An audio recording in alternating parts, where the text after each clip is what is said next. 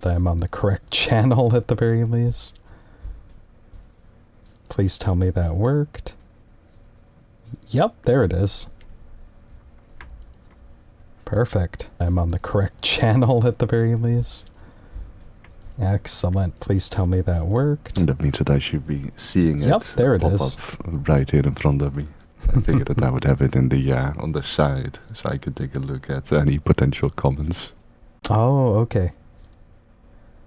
Yeah, it's on the False the Bat channel. Do you need the link? Yep. Nope, I have it right here in front of me. Oh. The former home of Fizzle Talks. This is now my main channel. The original channel is renamed Scarfish Plays and will be for Let's Plays and video game streams. This channel will mostly be for edited videos, rants, projects, etc. Heck yeah. I feel like I have the right one. Yep. Here we go. I'll just share that. I don't know if I'm sharing that in the right channel, but that should be fine. Hopefully that's fine. Yeah, I guess I think I have that all set up correctly then.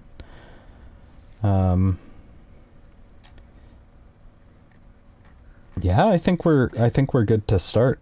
I just have a bad track record of not setting stuff up correctly, so I just wanted to be extra sure. In that case, hit the lever, Kronk. Yeah.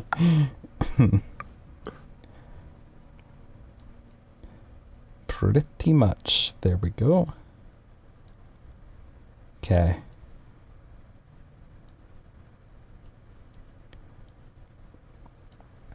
Here we go. Well, it's been a little while. I forgot how this program feels, but that should be fine. Do you have any characters in mind or anything? In particular for drawing. Yeah. I kind of figured that your Arati would be fun to see again. The rat? The one with the mask, yeah. Oh, yeah, that's a pretty cool one. Maybe I'll just bring up Pinterest for a pose. He is one of my favorite characters. Yeah, I do like to see him. Yeah, he's a pretty cool character.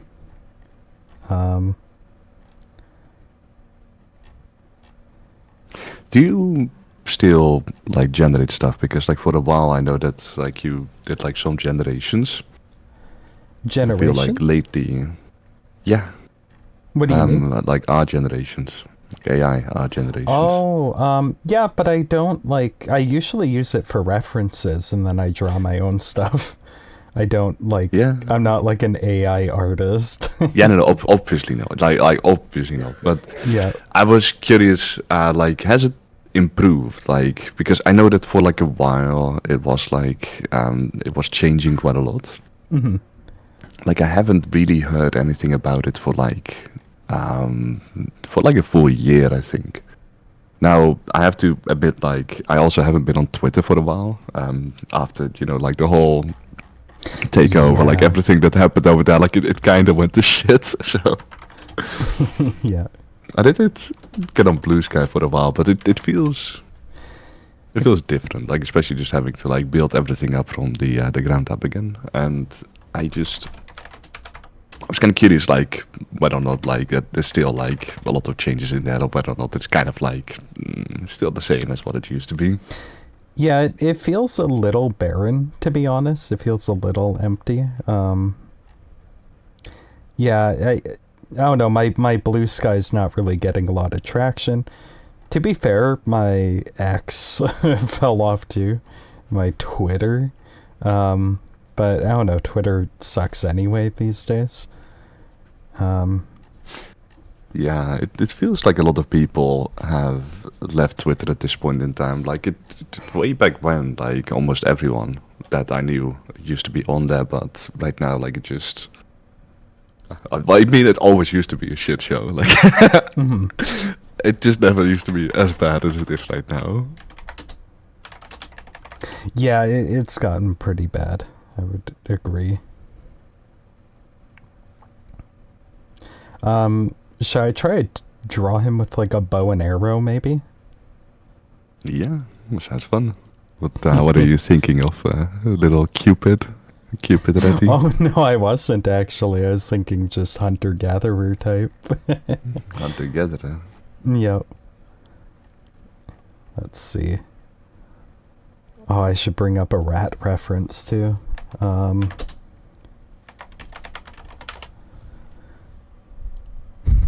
Rats are surprisingly intricate in their head shapes and stuff. I was struggling with that a little bit. Yeah, there we go. Let's bring up the character as well. Here we go. I can use the middle mouse button to move it around. I was wondering about that. Oh, nice. Oh my god, it wants me to do a CAPTCHA? I don't know why I got signed out. My FA signed out. I kind of wonder how effective CAPTCHA still are nowadays, because like I know that there are like dedicated companies out there that like train AI to solve CAPTCHAs. And at this point in time, like it kind of feels like, you know, you can give like a picture to an AI and just ask them like, okay, describe what is happening over here. And it's still limited, of course, but like it's not that bad. Like by and large, like it tends to understand what it is doing. Like especially the more how you say, the more advanced ones. Oh yeah. It kind of feels like a computer asking a computer to solve a computer problem at this point. It's like there's just so much of the internet right now feels like it's just computers talking to each other. It's absolutely insane. On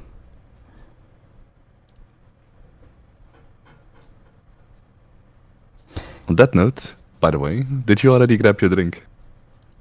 Oh yeah, I drank a little bit earlier, but I was gonna switch to something half decent for a change.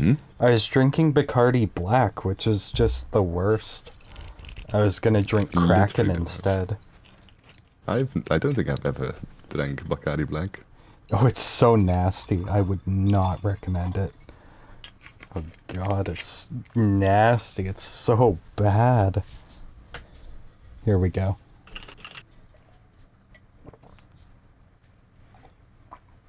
Ooh. Anyways, it's cool. I don't have anything to mix it with, so I'm just having it neat. I am enjoying myself a rum and coke. Ooh, that's a classic. Not the Bacardi Black rum. I've got, let me see, what's it called? It's Barbados. Oh, okay. Whoops.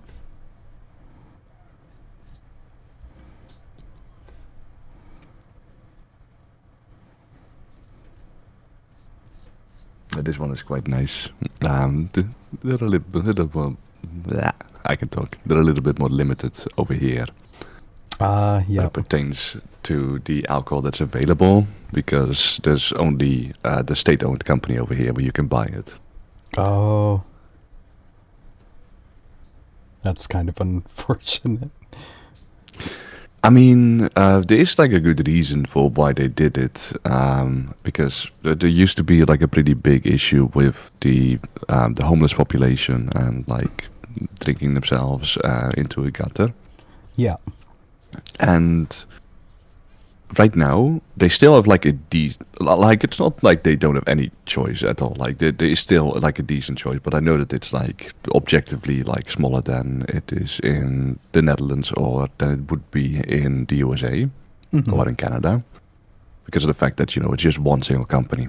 That's when it comes to buying lighter drinks, like for example beer, it's not much more expensive than it would be elsewhere. The only real difference is that they do not provide you with like really, really cheap beer.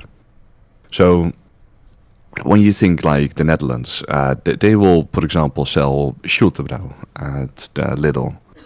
And Schultebrouw is like is really cheap. Like I don't know exactly what the price is nowadays, but I remember that when I was still there, like it used to be like 50 euro cents for a can, which like for the beer is like that's cheap. Yeah.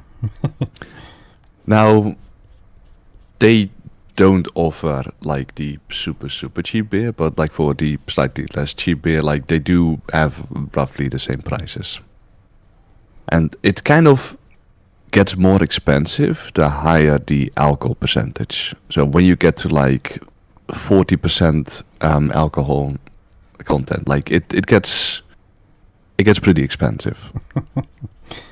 And you see like some things over there where like you've got like what's that stuff called again? That people like brag about drinking because it's got like 70% or something like that. Yeah, I've never had anything like that. That's like what? Absinthe? Yeah, me neither. That's the one. It's exactly the one. Yeah, absinthe.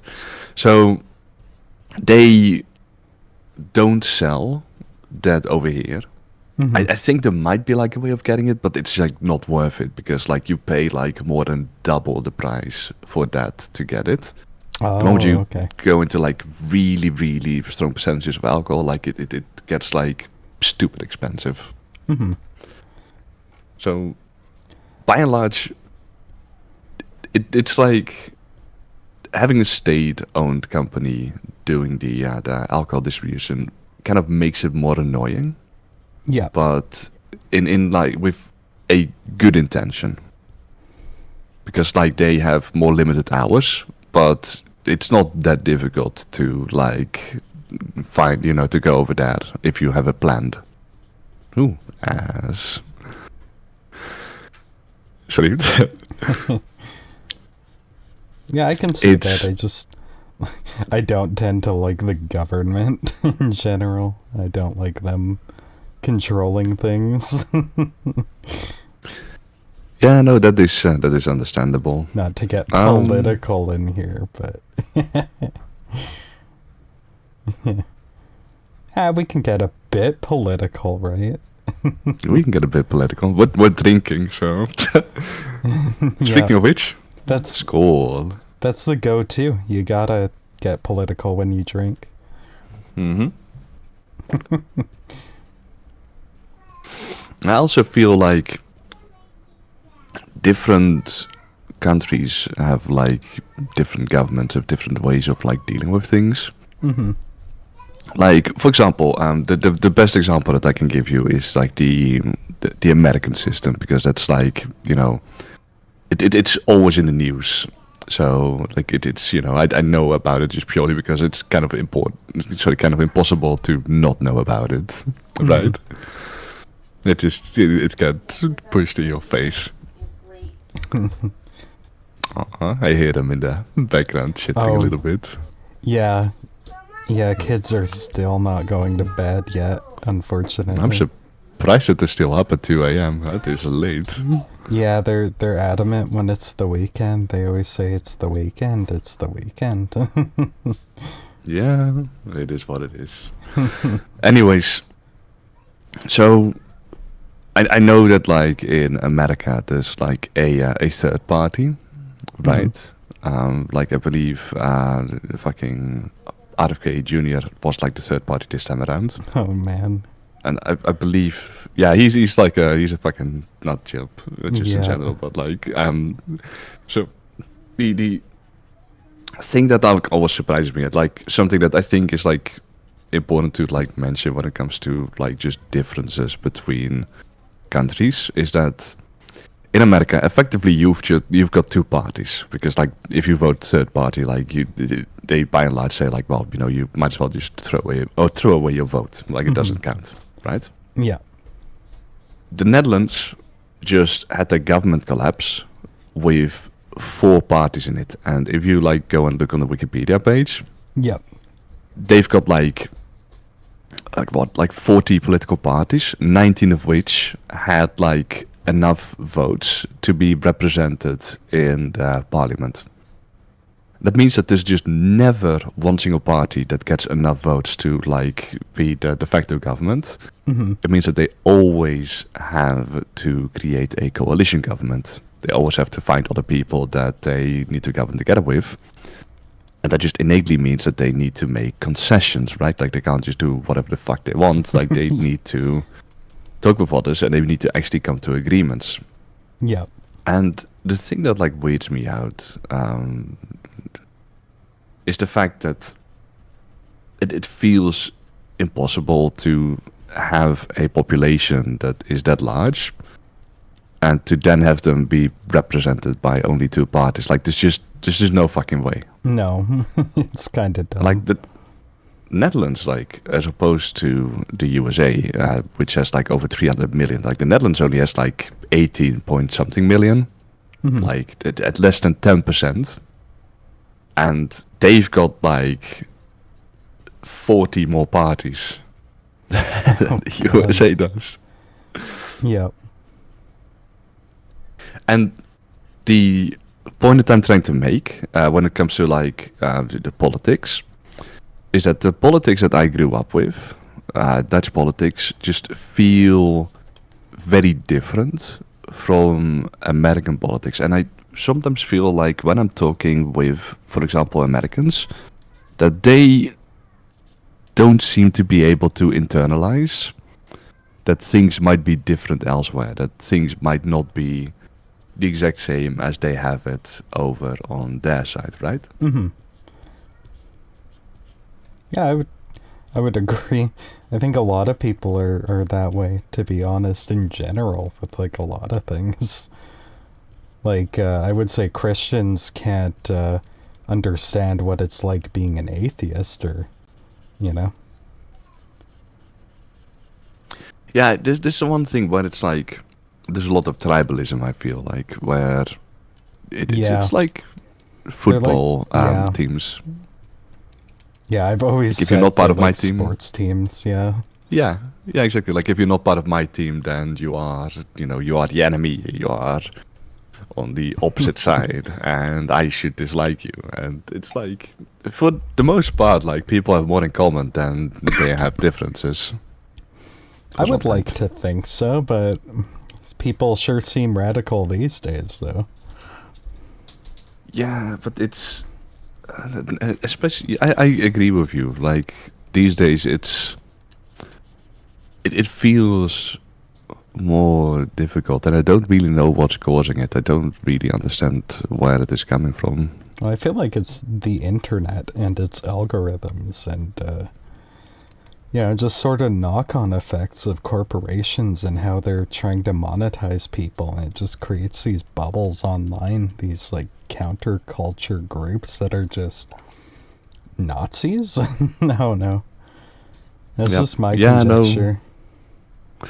But the thing is, like, even with Nazis, right? Like they still need a voter base, because like if you've got a Nazi party, but like they, nobody votes for them, then they, it's just a book club, right?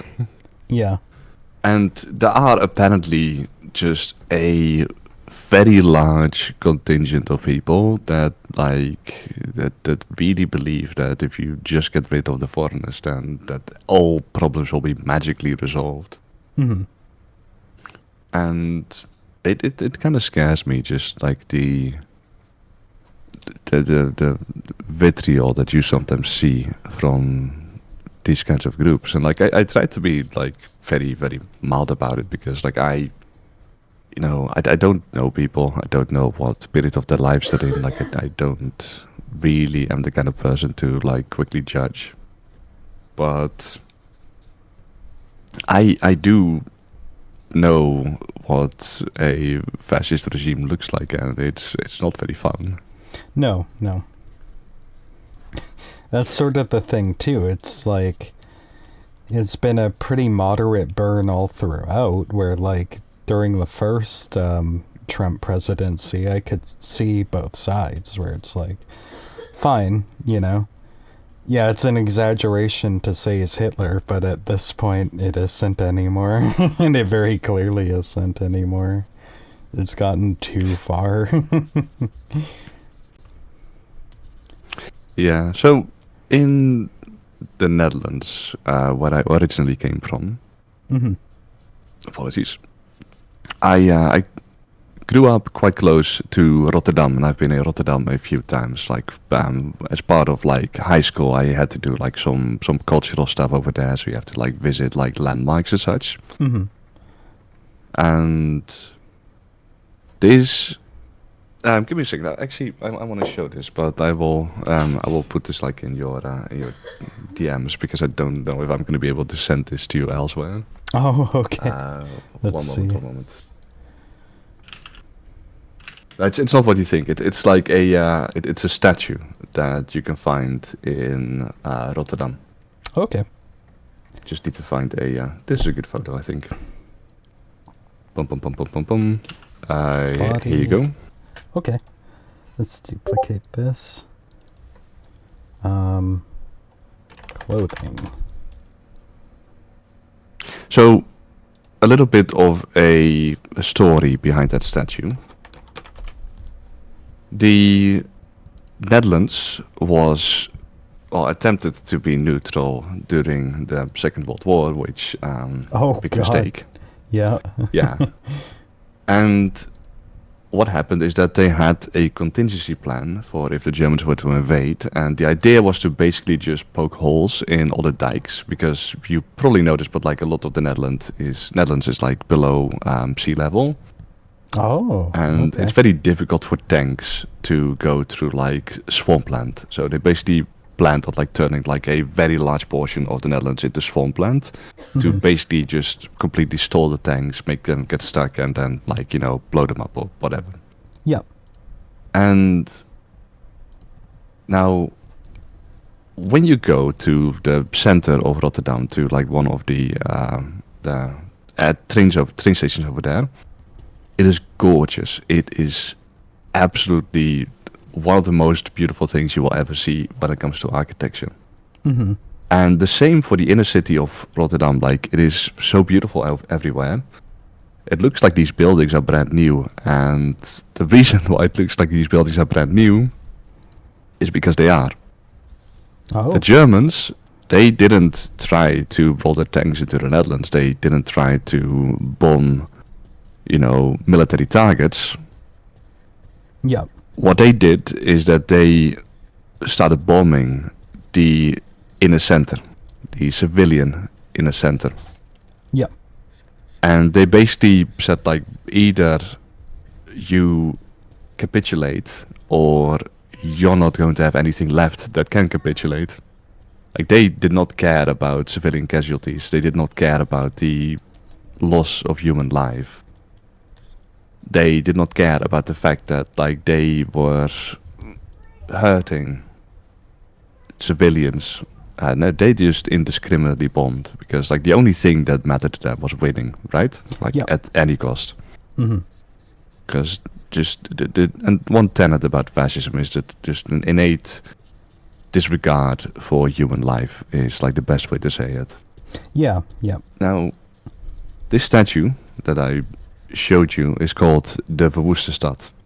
And this is a massive statue. Like, it feels really imposing, and it feels really profound just standing in front of it, looking up at it, seeing the expression of pain on its face, seeing the way that the arms are outstretched towards the sky, seeing this gaping hole in its chest that represents the damage that was done to it.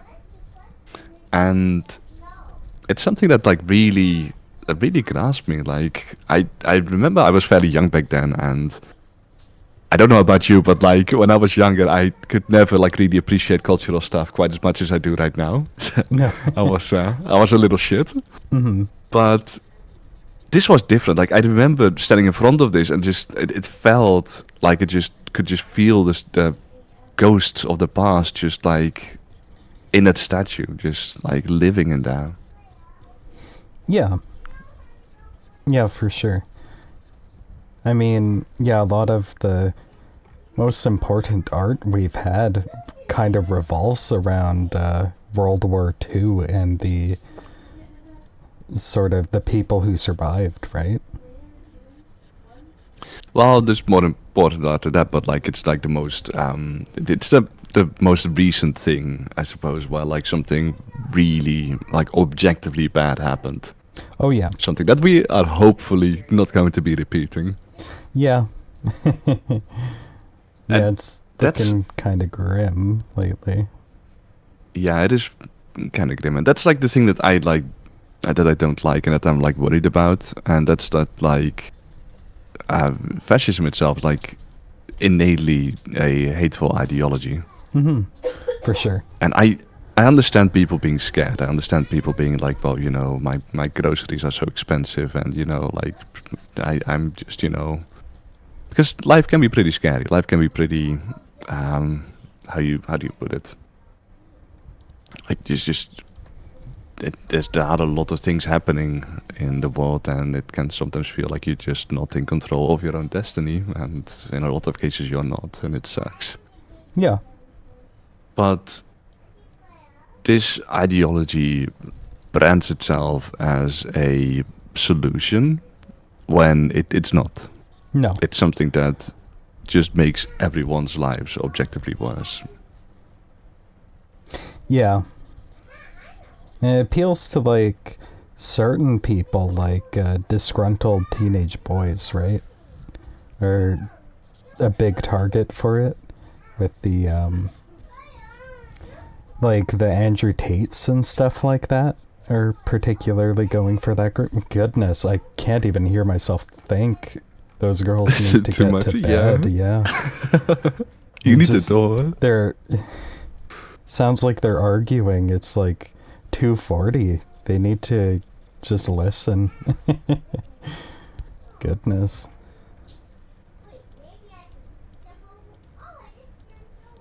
Yeah, it does sound like they are still being quite active and quite chatty for it being 2:40. Like I'm surprised. Yeah. Like I didn't think at that age I was ever allowed to be awake that late. No, well they don't care about what's allowed, I guess. they just Also, push on that their note, limits. School. Well, they're going to be missing out on a lot of stuff tomorrow morning when they sleep the whole day away. Mm-hmm. Yeah, I'm kind of bad with that myself. My sleep schedule tends to be fucked up so often. Oh yeah, it happens.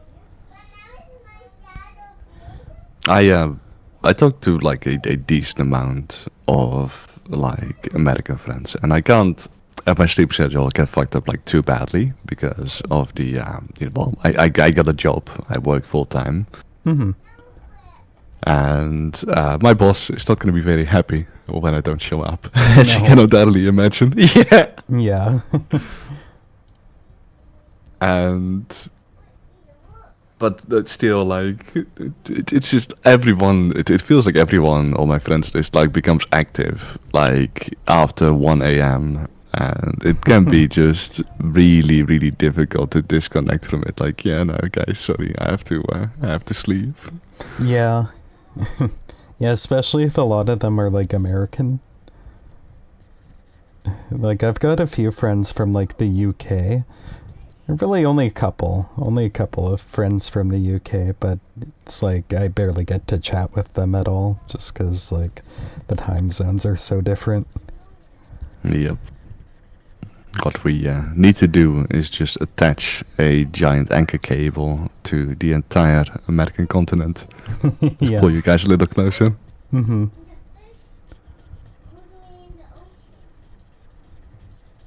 Have you ever heard of Noctivus or Neon Possum? They're an artist. Neon Possum. I can't say I have. Yeah, he's an artist.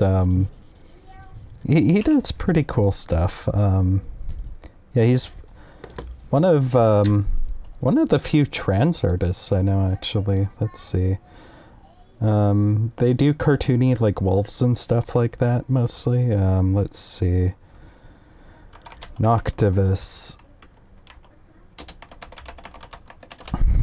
Sorry, I'm already getting sidetracked.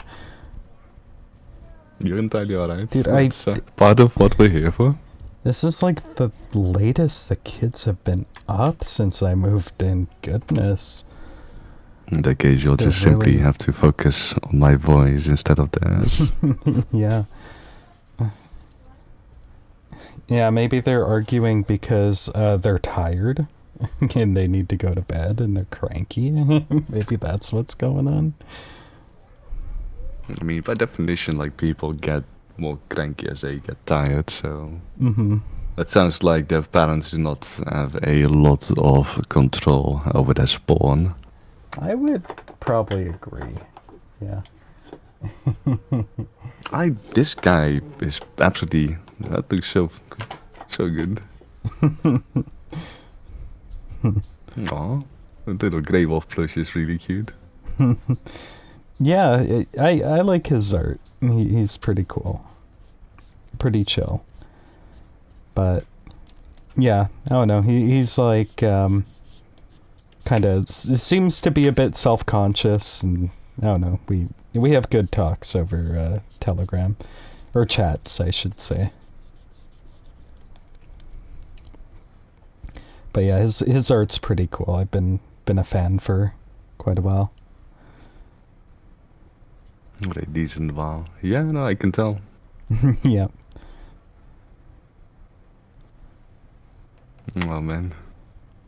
I keep seeing like Twitter links everywhere, and like every single time I go onto Twitter, it's we've already had this conversation. It feels it's one thing that like I wouldn't say that it bothers me, but it's like as you go forward and as you get older, like there are like these things that you took for granted and that just like they aren't there anymore. One example, and this is a very silly example, but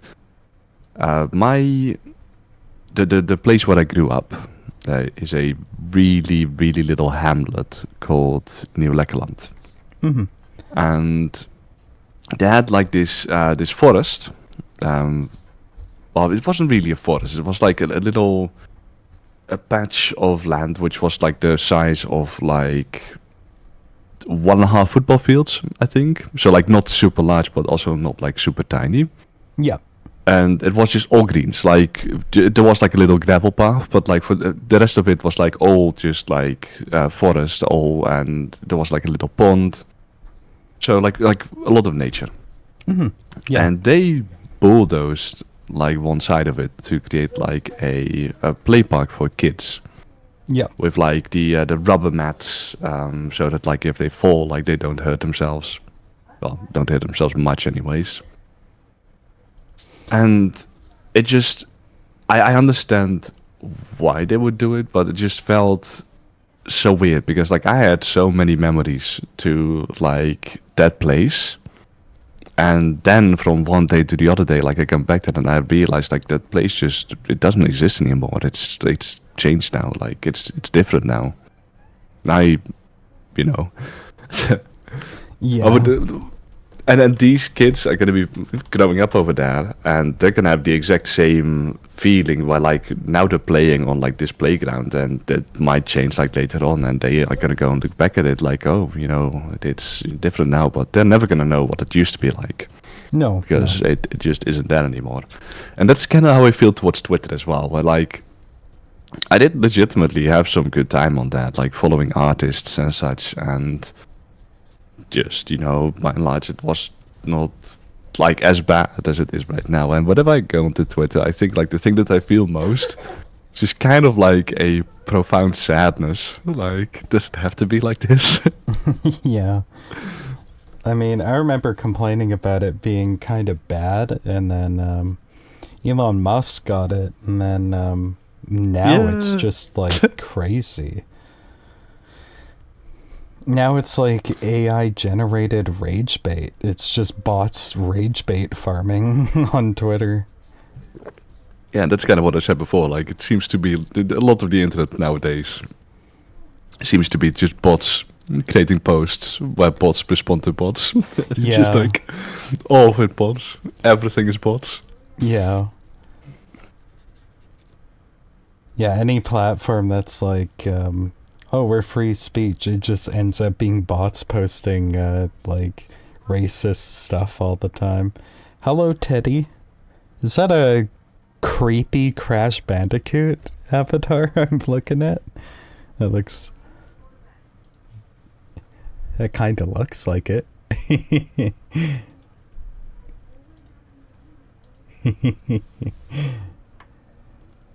I don't see Oh what no, you're it looking at. isn't.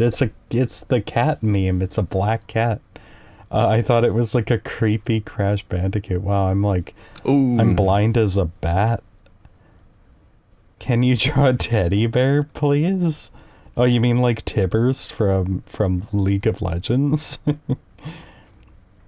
Did I get my... Oh, I forgot my character's tattoos.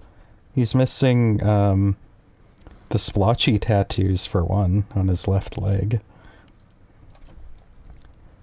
Yeah, maybe I'll draw like a Tibbers or something.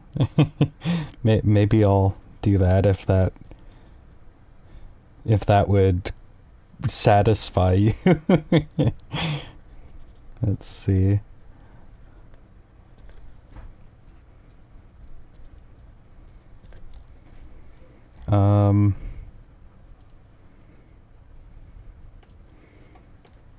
also, Oh once my again, God. Oh, skull. right. Yeah, his right arm has some pretty intricate black tattoos, but I'll just, like, fake them a little bit. A little scribbly-do. Left arm has some red tattoos, I believe. Yep. I don't know why I make some of my characters so complicated.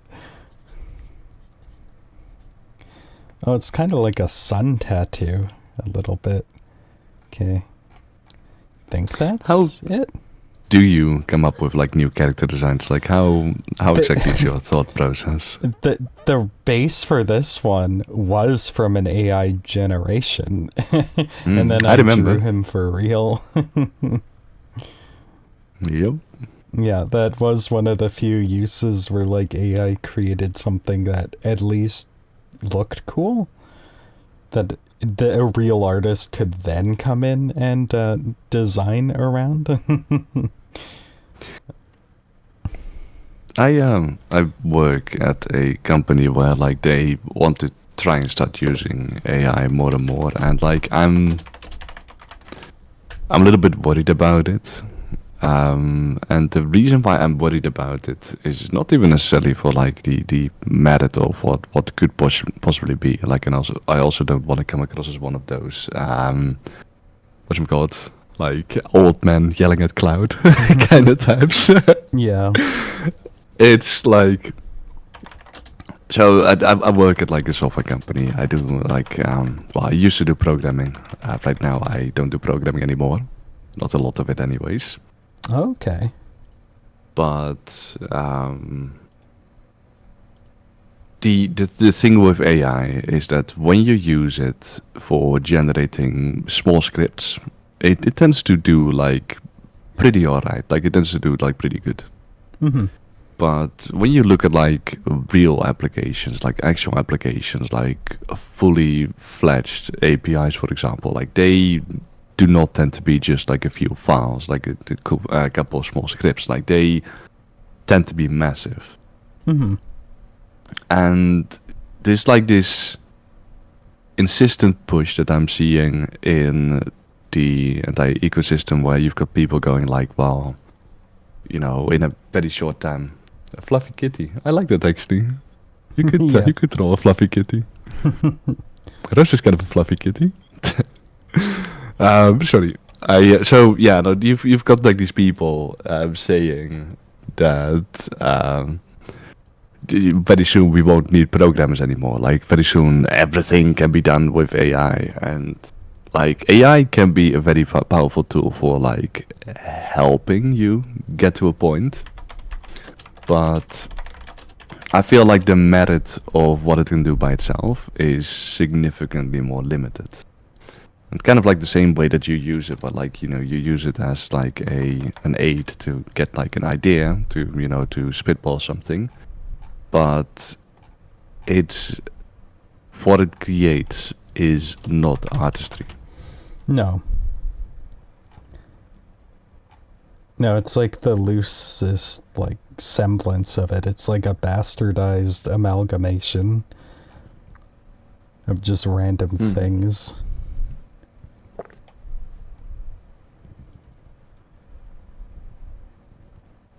Like the thing what I'm seeing is that, which is kind of ironic, that more and more companies that like lean really heavily on AI, like eventually have to come to the conclusion like, oh, whoops, we do actually need humans, Yeah. and then they have to rehire them, and like it just sinks the productivity because then they have to rehire people that have to get all the way like up to speed again with everything that's going on. Yeah. And just in general, it's a losing strategy. Yeah, for sure. But one that is being parroted by a lot of people. Now, one thing that like it kind of really bothers me are like people on, not necessarily like on Twitter, but like in a lot of different places where like they create AI art, they generate AI art, and then they pretend that they did it, and like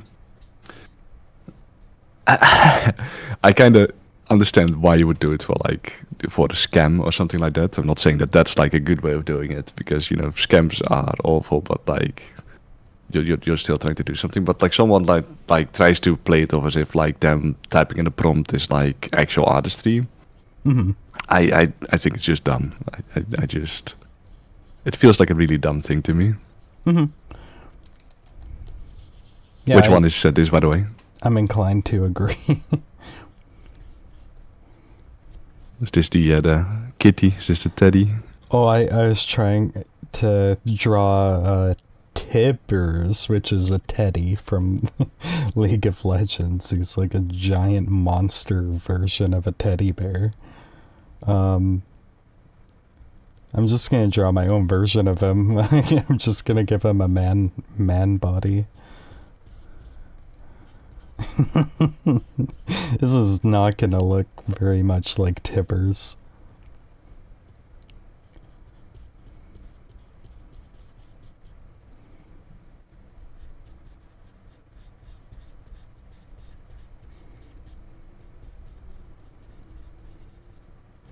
What even art? Okay, let's see. I have my own little touches here and there. It's not very artistic, but it comes from the heart. That's fine. Okay, maybe I should try to get Tibbers' face, his likeness, to some degree. I don't think I'm like familiar with Tippers. Let me go and like actually Google it. Ooh, oh, that looks kind of awesome, actually. Yeah. Yeah, he's kind of cool. He looks big. Well, at the very least, it seems like he's got two phones, doesn't he? Oh yeah, I think so. Okay. Tiny little Tibbers, and you've got the where Tibbers. Yeah.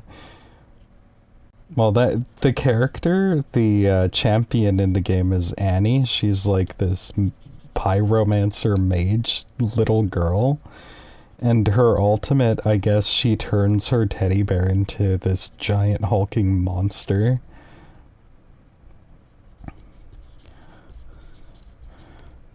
Also, on a small side note, I don't know if your stream is delayed, but like I'm not seeing the teddy appearing on there No? quite yet. I'm No, not seeing on my it end. either. What the heck? What happened? I'm also Did not I- seeing my heart. I think it is delayed or something like that. Might have stalled. Strange. It's just like not updating. No, I'm hearing the audio, like it's definitely keeping up with our voices. It's just like not refreshing the stream itself. Okay, let's see. Did that do it? Oh, yep, that did it. There we go.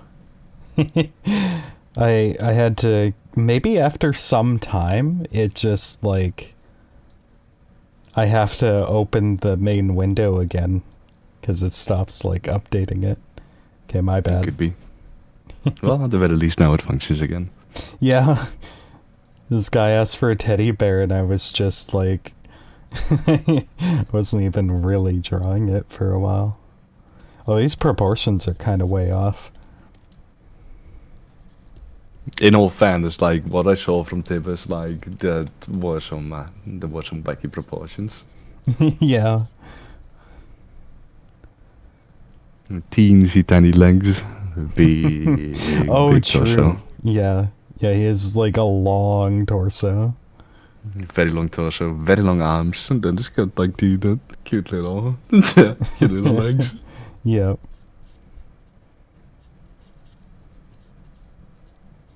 Kind of reminds me of the proportions, anyways. Reminds me a bit of those wiener dogs, where like they, like super long body, and then like this teensy tiny little. Yeah. He's got these huge meaty arms and meaty mitts. Mm-hmm. He looks extremely huggable. Yeah. I like the design. Like I like a lot of the designs from League of Legends. Like it's just. Oh, yeah. The game stresses me the heck out, though. I'm not a huge fan of the game, to be honest. I used to be, but I was toxic back then. League was, like, ruining my life. I was just, like, obsessed with climbing, and it didn't mean anything. I should have just been drawing instead. Do you feel a bit more? Do you still play it, or do you? Yeah, I do. I try to be positive about it, though. I try not to tilt.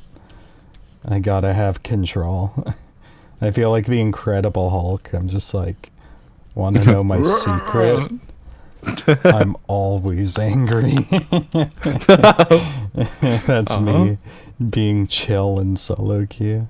I'm always angry.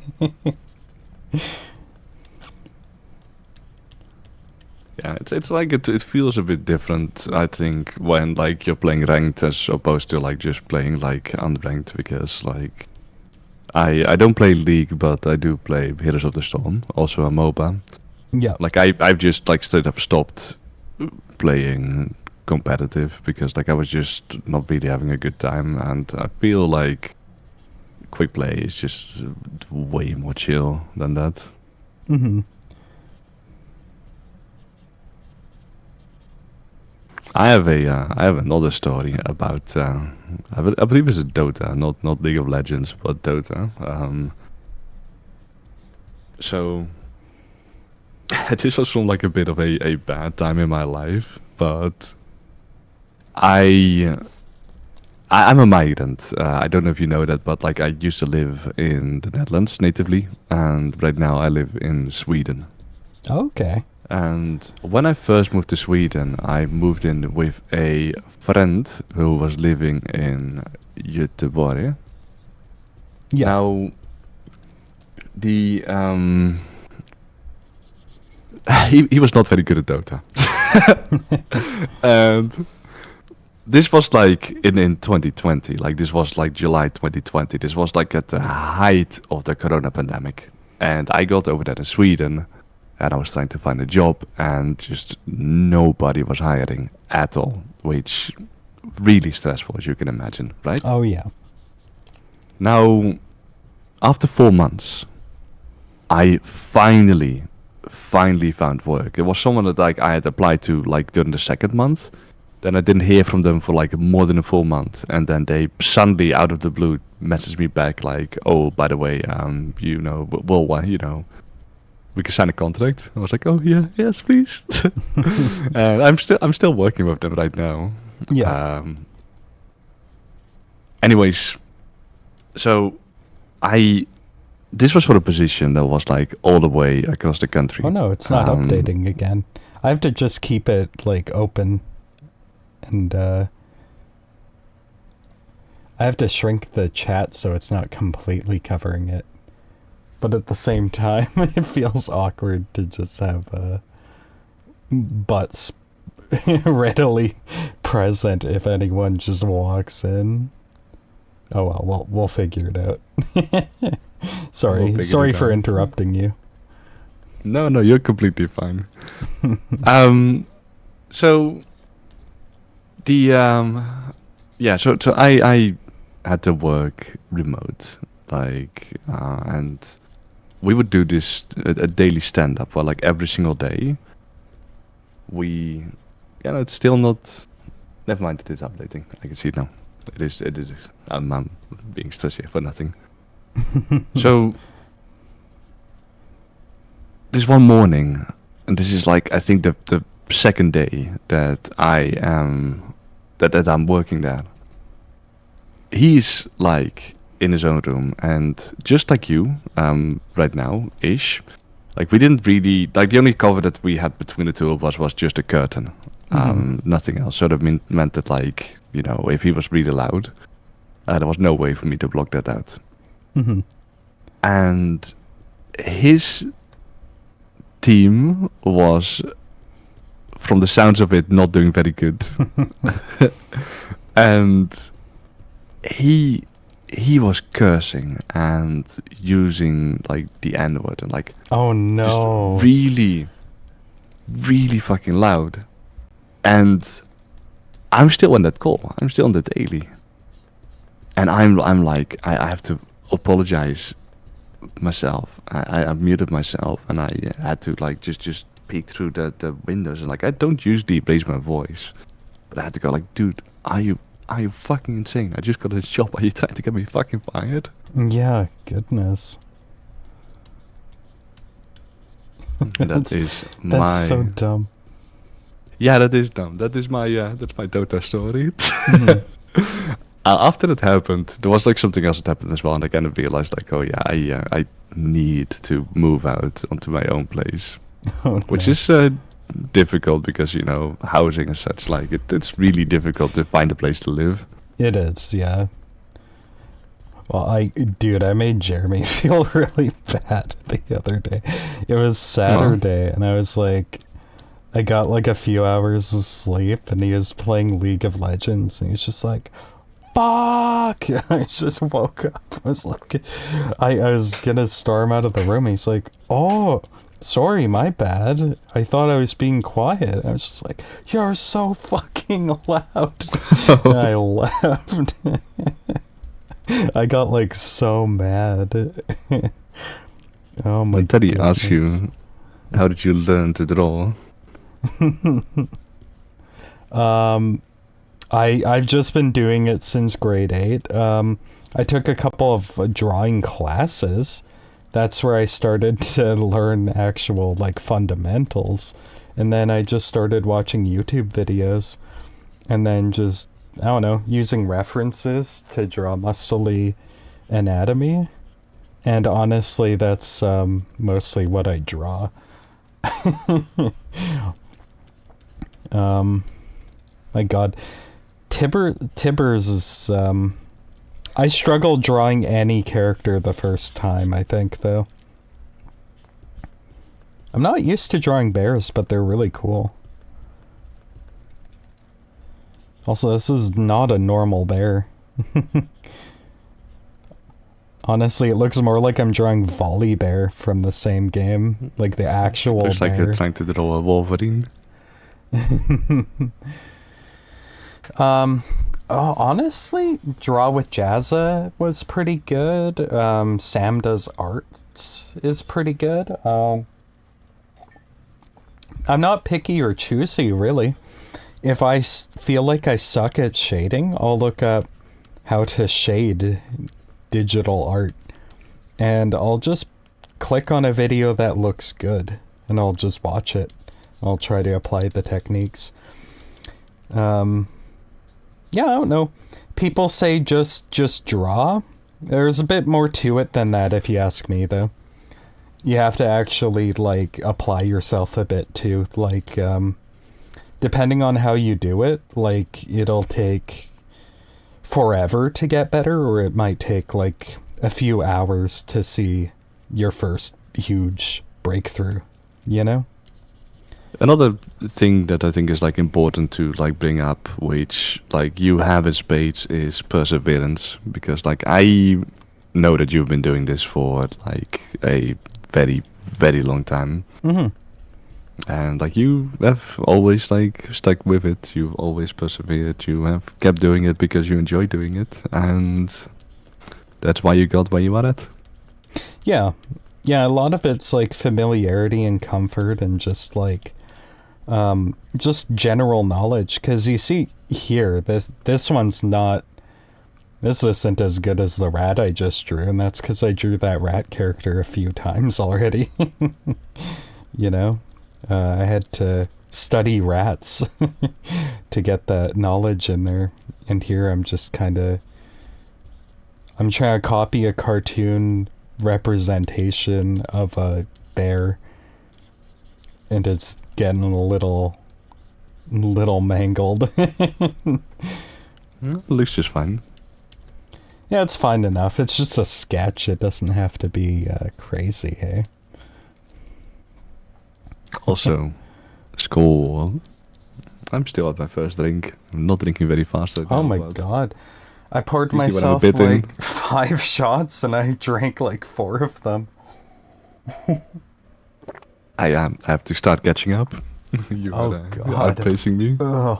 Oh, Oh, it's not good. Oh, are you still drinking the Bacardi Blanc?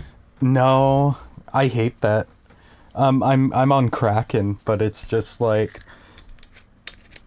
I don't know. Kraken's okay, but I prefer it mixed with things rather than neat, honestly. Do you not have anything to mix it with? No, I'm just drinking hard liquor neat. Does Tibbers have a scar? I don't know. I guess a I couple of could them, add actually. him. Add a scar. So, Tibbers has like, if you look at the arms, oh, I just- yeah. Yeah, would like that be? Tibbers? Yeah. This guy wants me to add a scar on his eye, but He doesn't have a scar on the eyes. He doesn't have a He scar does on have the on eye. the arms, and he does have like on the belly in between the patches that we're seeing there. here you might like it when I actually add the color in and get the additional elements of the canon design in here. Goodness, I can hear it in the background. Oh yeah, no, my mic's it's a cardioid mic, and the way I have my computer facing, literally the mic points toward the rest of the house.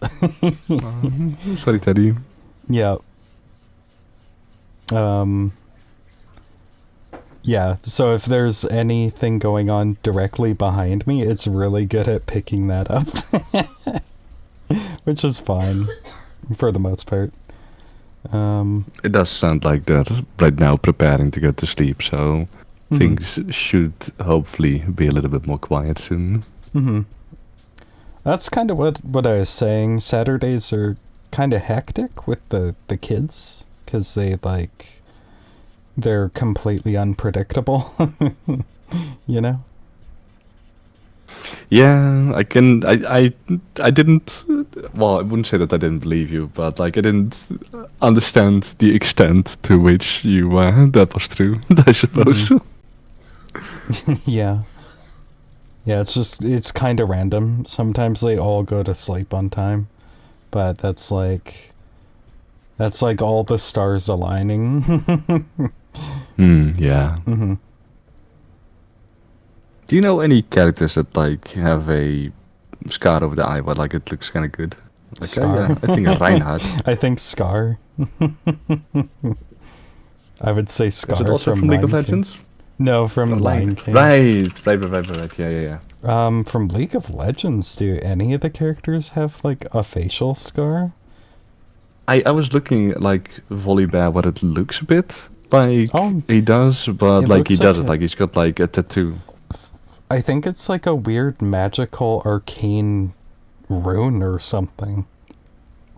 Yeah, That's what I exactly. always thought it was. It is not a scar. I will be brutally honest. Like, I don't know. Sorry, Teddy. Teddy's not a guy. I saw. Sorry, my bad. Sorry for assuming. I actually, I had an uncle named Teddy who I never met because he, I think he died in a car accident before I was born.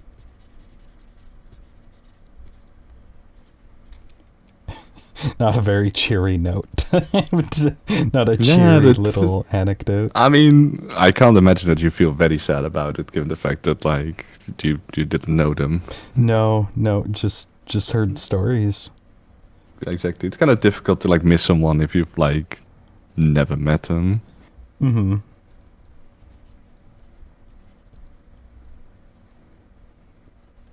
Yeah, no, I had, like, the same with my two grandfathers. Also not a very cheery note, I suppose. But they both went away before I was like really sentient. Back when I was like, one before I was born and one before I was like 4 years old or so, 5 years old. Mm-hmm. Like it doesn't bother me because, you know, I have never known them. No, yeah, it is quite a bit different in that case, yeah. I would agree. Yeesh, there's been a lot of loss in my family though while I've been alive. Yeah, I don't know, it's I think I'm pretty good at dealing with grief now. But yeesh, yeah, it took a long time to recover when my mom passed away. That was the tough one. But that was quite a while back. I don't know, I've been to therapy and stuff, so you know, I did what I could, and I'm okay for the most part. I had to move twice this year, but I'm in a pretty decent spot now. This is miles better than where I was a year ago. I think I'll take the kids not sleeping on time over having a psycho subletter. You know? You did never tell me much about the psycho subletter. It sounds like you have a couple of stories in that regard. Well, I don't want to be too mean because she has BPD, which is borderline personality. Yeah. So I guess you know what that is. It's when you have black and white thinking. Like people are either like perfect or they're evil. Like you don't have like nuanced assessments of people or things. And so it was just like she was always on my case, always suspicious of me all the time. Like from the moment I moved in, she was always projecting as well. And she would tell me like stuff about herself. And I'd share stuff about myself. And I'd try to help her out with stuff she'd mentioned. I'd try to break it down logically. And then she'd like, that's what would set her off, where she'd like get nasty and be like, you're a narcissist. You're on drugs. You're a psycho. It's like, what are you projecting? Like, what is this?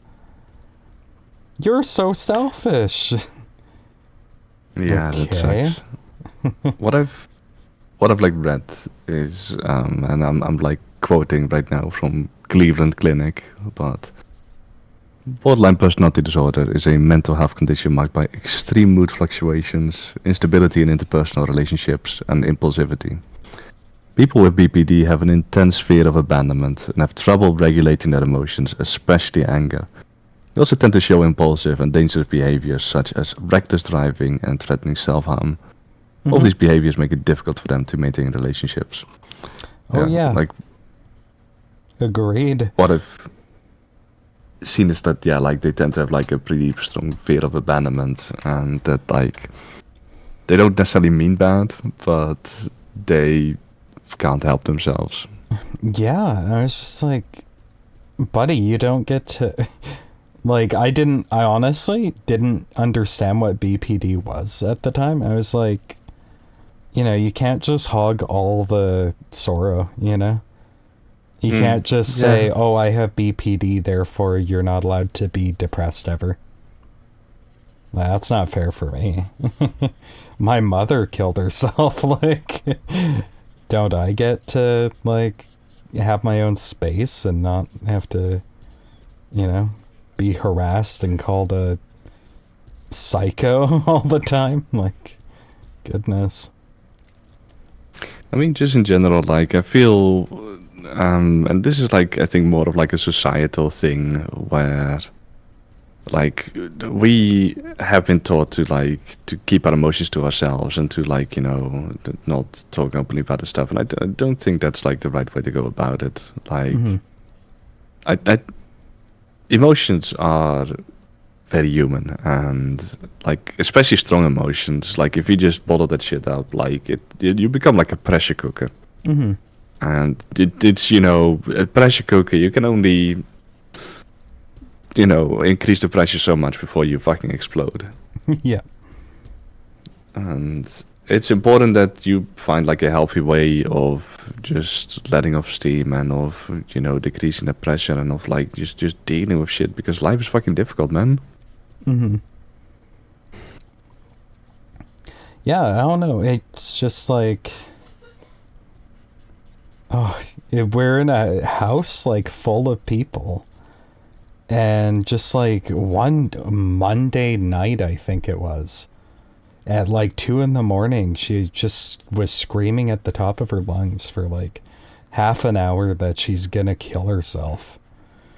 And I told her, like, the next day, I was like, buddy, we all have work. It's rude to wake up the whole house, like, having a meltdown. And she said I was being bigoted against her BPD. I was like, okay, looks like I'm gonna move then. I don't think it's unreasonable to say don't wake everyone up on a Monday morning at 2 a.m. It's a house full of, like, 8 people. Yeah, I know. I like fully agree with you. Like, and she was trying to say, you're the only bad tenant I've ever had. And I was chatting with the other tenants in, like, a group call. 2 of the other ones were like, yeah, she's had a few people move out. She's like this with everyone. Was like, she the one letting the place? Yeah. Yeah, Crazy. She was complaining about rent, and I was looking for places for her, and she's complaining about each one. Like, nope, that can't work. I have a dog and a cat. It's like, I find any excuse not to, like, try to correct the things she complains about all the time. I would say, skål. Take a drink to that as well. What's a fluffy kitty that I should draw?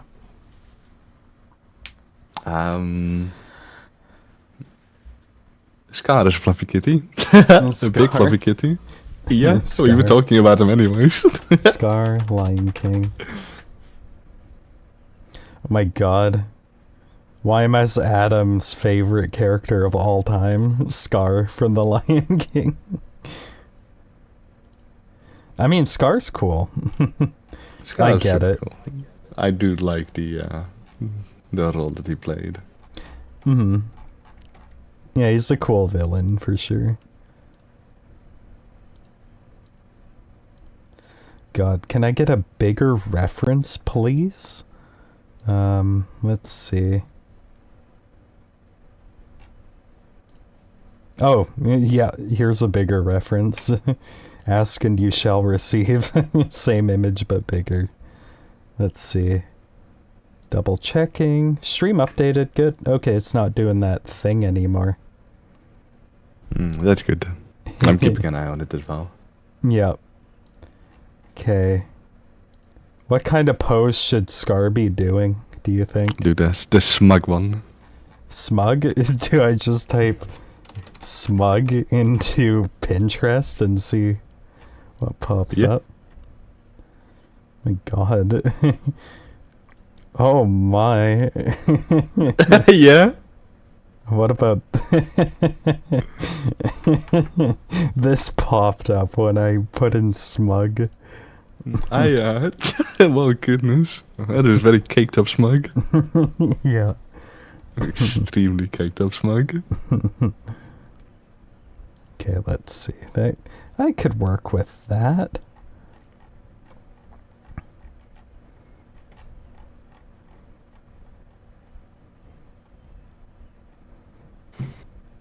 Do you folks over there have like a typical thing where you like, when you're taking a sip, that you say like something like cheers?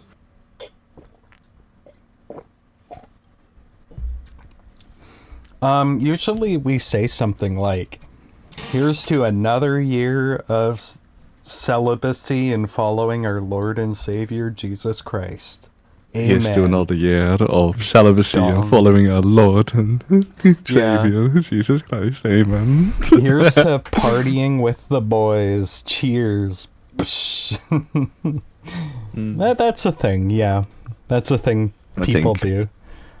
Skål or Prost are a little bit simpler, a little bit shorter, a little bit more succinct.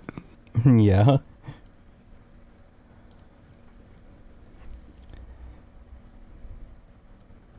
But yeah, no, like it's a bit of a double-edged sword because, like, obviously you don't want to be bigoted towards people that have a personality disorder, like especially if they can't help it. Yeah. And like there are two sides of the coin. Like, for example, I am autistic. I don't know if you knew this, but like I am. Mhm. But I'm like high functioning. Like I I went to university, yada yada yada. Not that it matters much, but at university at some point I had to do like a group project, and this was like the big one, like the one that you need to do to get like your bachelor. So the one that you're like working on for like half a year. Yeah. And you're working together like pretty closely with a bunch of people, and I just wanted them to know, like, hey, if I seem like a little bit awkward or like I don't respond like 100% like the right way, this is why. So the way that it manifests with me is like I feel a lot of emotion, but like I find it like very difficult to show it. Mhm. The best way I can describe it is like it feels like everyone when they were born they got like this handbook in their head, like, oh, if someone is sad then you wrap your arms around them, if someone is happy then you do this, if someone is upset with you then you do this. And it kind of feels like I never got that handbook, Yeah. and I've been having to do it without that. That's like the way that it like manifests to me. But one of the people that I was working together with, she had worked with like autistic children and with like low functioning autistic children, Mhm. and the difference in behavior is substantial, as you can imagine, because like they have anger issues. They like start shouting at like the lightest thing. Like there's a reason why you've got like the whole the meme thing. That is a thing for a reason. Like I don't do that, but I know that there are people that absolutely do that. Mhm. And when it kind of like in advance, she had like the completely wrong expectations of me, which thankfully like they dissipated like pretty fast, because at some point like you work together for like a couple of weeks and she realizes like, okay, like the only thing it means is that like he doesn't look you in the eyes when you're talking, because like that's just that's difficult. Mhm. Yeah. And even then, like I've changed a lot since then, because I had like a lot of social anxiety when I was around that age, and like I've just been exposed to a lot of people over time. So like for me, it is way easier right now than it was back then. Yeah. Now, still though, like to me, like it like very clearly showed like if you know something about someone like a personality disorder, like it's like not a good idea to make judgment in advance because it could be wrong and it could be very wrong, like extremely wrong. Then again, like if someone is yelling everyone awake at the middle of the night, telling everyone that they're gonna go and kill themselves, like I'd say that no, like that's people that's like ridiculous. Yeah. Yeah, and like this was stuff she didn't share until I moved in. She kept it a secret. Day one, night one, when I got all my stuff in, she's like, "Oh, I have BPD, I have this, I have that. My family has a history of schizophrenia." It's just like, and then she trauma dumped on me. It's just like, oh, okay. Would it have made a difference if she'd said that in advance? In retrospect, it would have made me more of an asshole, because I would have rejected, like, I would have just been willfully ignorant of that moving into the place. But now it seems like she deliberately didn't want to fill people in. Especially given that I told her the reason I moved into that place is because I didn't feel safe in the old place. I said that I felt like I was gonna get murdered. You have not had a lot of luck moving in with other people, I'll say that much. Yeah, well oh my god, I just like said that with no filter. That's the first time I publicly said that about that previous place. You're entirely alright. Yeah.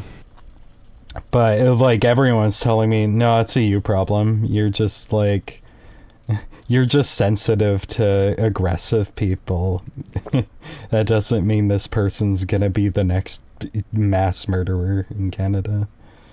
I mean, for what it's worth, like your home is like the place where you like come to rest. Like you should feel safe at your own home, because if you can't feel safe at your own home, like where can you feel safe? Exactly, yeah.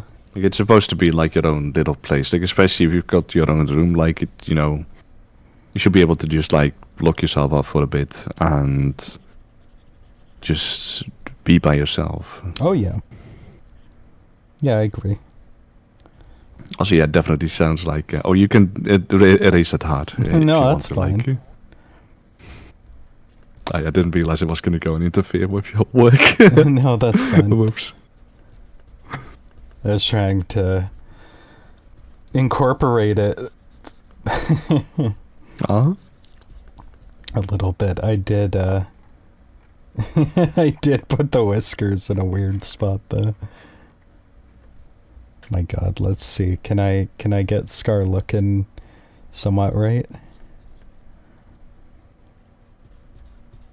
I mean, if anything, you're gonna get experience in. Oh yeah. I mean, the point of sketching isn't to make masterpieces, right? Especially not while drunk. No, that's true too. Though I feel like drinking doesn't impair my art anyway. I don't know why. I'm an alcoholic, that's why. Technically speaking, you should be slightly less precise. Alcohol acts as a depressant, so like it reduces the amount of signaling that happens between your neurons. Mm-hmm. Which is what makes your brain feel all slow and not nice. Yeah, maybe I'm like overactive or something, and it's like it's got like a medicative effect somehow. I mean, that is like a legitimate thing. So like, I don't know if you're like familiar with like Valium. Mm-hmm. But sometimes if people are feeling anxious, then they will be... One sec. Sorry, it was like a tickle in the back of my throat. I don't know what it was. Sometimes when people feel anxious, like they will be prescribed the Valium, and Valium will have like a very similar function as alcohol does, but it's not alcohol, obviously. Mm-hmm. And goodness, give me a second. I need to.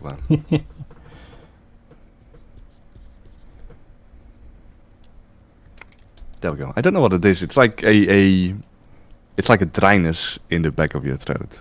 It's like it's really annoying. I think it's gone now though. Oh, okay. Yeah, no, Valium is like addictive, so like they won't prescribe it unless like they think that you like actually suffer from anxiety, like you can't get it over the counter. Mm-hmm. But it has the exact effect of what you're talking about. Like yeah, when like you are being too overactive, then that is like a pretty good way of reducing that. Oh, yeah.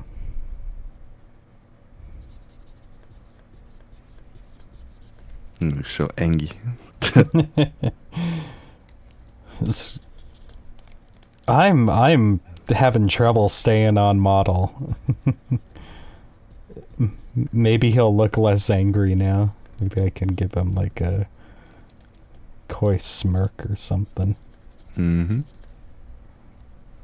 Also, can you give me... You can keep talking, by the way, I can still hear you. I'm gonna need just a minute because my drink is entirely empty. I need to go to the kitchen. I'm mine really is quickly too. grab myself a refill. I need to go to my drink cabinet, which is in arm's reach, and grab something. I got my rum in the freezer, and that's in the kitchen. I do not feel like dragging the entire freezer over towards the living room. It would be quite a bit of an operation. Anyways, I will be back in like just a minute. Like, I won't be long. No problem.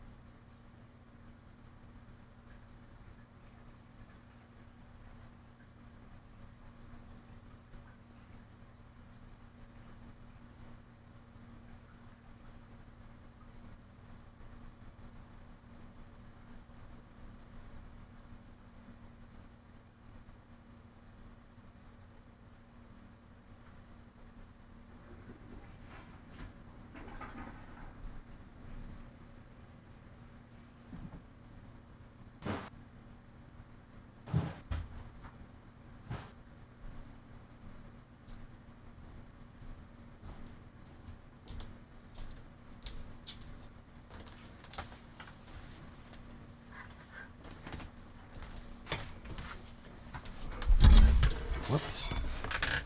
I have returned.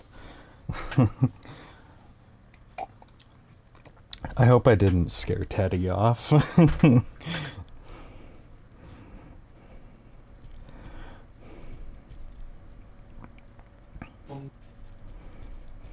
There we go. I'm back as well. No, Teddy's been like away since like before you finished. Tibbers. Oh, yeah.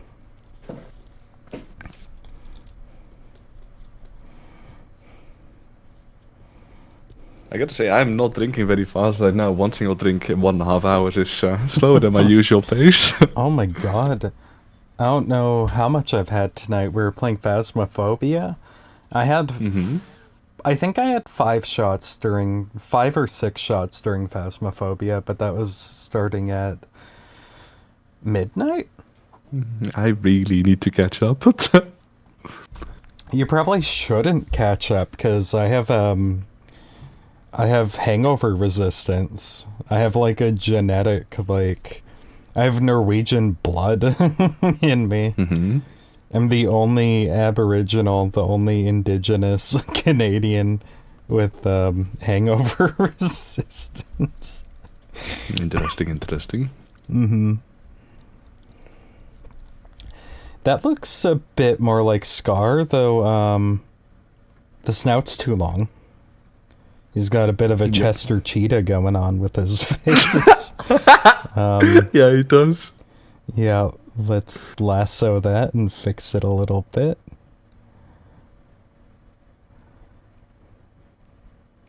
That's okay. That's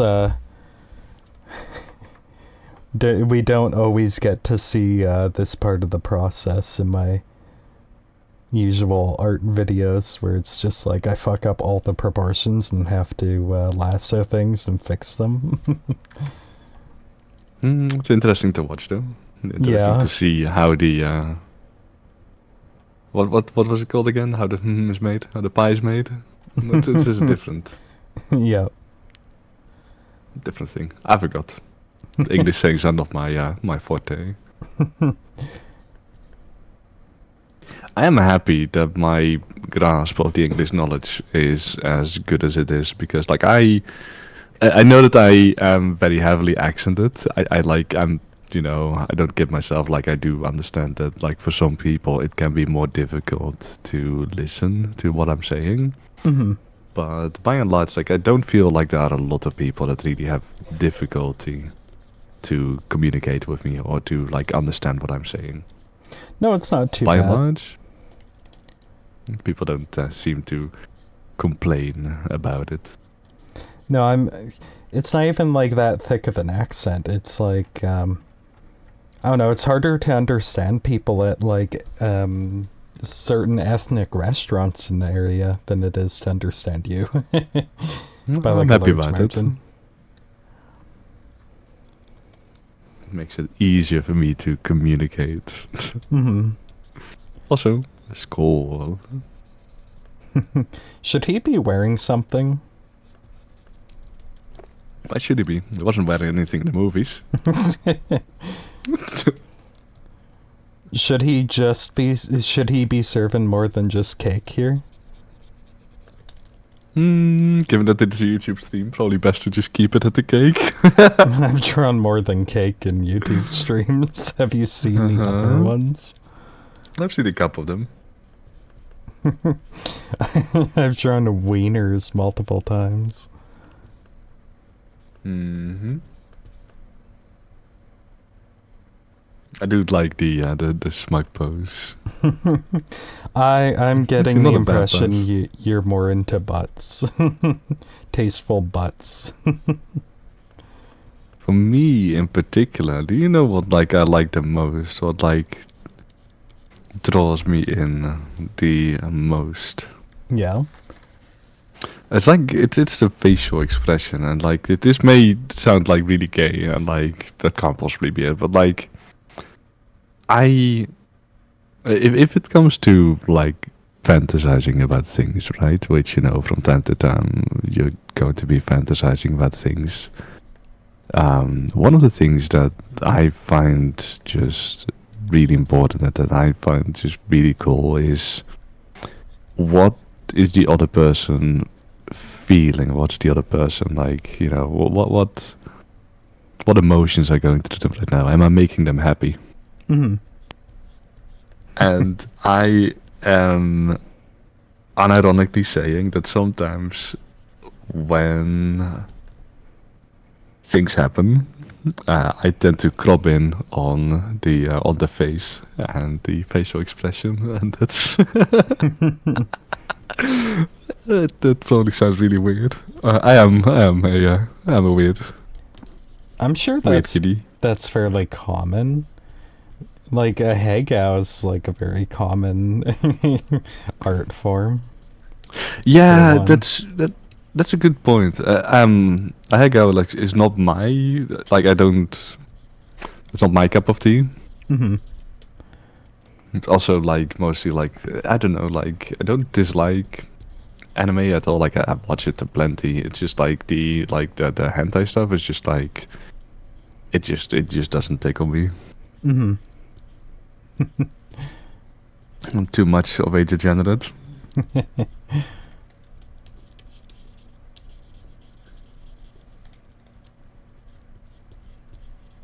No, but like you do make like a very good point. Like yeah, like there are definitely art styles that are very much focused on the facial expression. Mm-hmm. The facial expression for me can also like really take me out of it. Like you've got like some. This is something that like I see a lot with like I think Korean art, Mm-hmm. where like they draw the body like just really really well, but then they draw the face as if that person doesn't want to be there, as if they were like they were like surprised and they're like get me the fuck out of the situation. Oops. And yeah, and that like just completely takes me out of it. Yeah. Like regardless of how well it is drawn, I just like the moment it feels like they don't want to be here. It's just like it doesn't do it for me anymore. Like it just I just feel bad for them. Oh no. Yeah, so there are certain branches of my art that yeah, I guess you avoid for that reason. Nah, it could be. I think your art The doesn't have it like silver quite so strongly. wing like stuff. Yeah, but like I said, in your case, I don't feel like it's quite as strongly. I don't have like a good example, but like I'm sure that you've seen like some of like the pretty high profile art, Mm-hmm. but like with like a facial expression where it goes like, okay, they like clearly do not want to be there. Like they, that this, and I'm sure that for some people that's like precisely the thing that like that they like. Mm-hmm.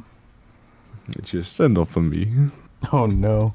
Well, that's something someone said about the Angel in the Forest fan art I did recently. Honestly, I didn't plan on it being that sort of thing initially. Well, like at all really, but I can see why people thought that of it. And you probably will think the same thing too. I don't know if you've seen that one, but I'll send it your way.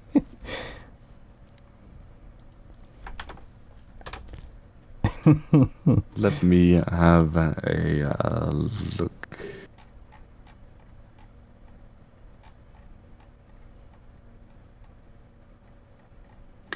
I mean, that's different.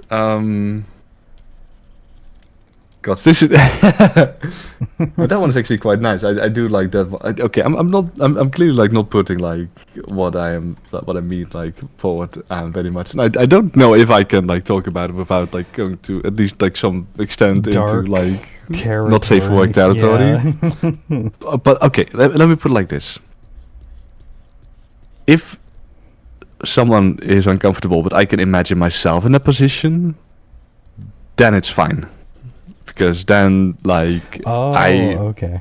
because like that, I would not say that I'm straight up a masochist, but I certainly do have tendencies to that extent. Mm-hmm. So with the one that you shared, like that's like no problem because like I could totally imagine myself being there, and that's kind of hot. It's what I'm talking about is mostly with like solo pieces, and especially with like really big body types, I suppose, because I can't really envision myself like you've seen those, right? Like you've seen what he looks like, Mm-hmm. obviously, and like he's got like this very petite body shape, and I'd like to envision myself as that. Like I don't know if you've ever seen like what I like look like when I go into VR chat, for example. No. I think you've no. Give me a second. Let me see if I can like find a. Sure, this one will work. Pum, pum, pum, pum, pum, pum. Yeah, so like in VR chat, like there's this really petite kind of body, right? Mm-hmm. And when it comes to like these really muscular dudes, like I do enjoy looking at it. I think it looks absolutely fantastic. I really love looking at like just the different muscle groups, like the back muscles, the arms, etc., etc. But I just cannot envision myself as that. Like I just can't. It just doesn't really work that way. Mm-hmm. There's just like too much of a disconnect. Yeah.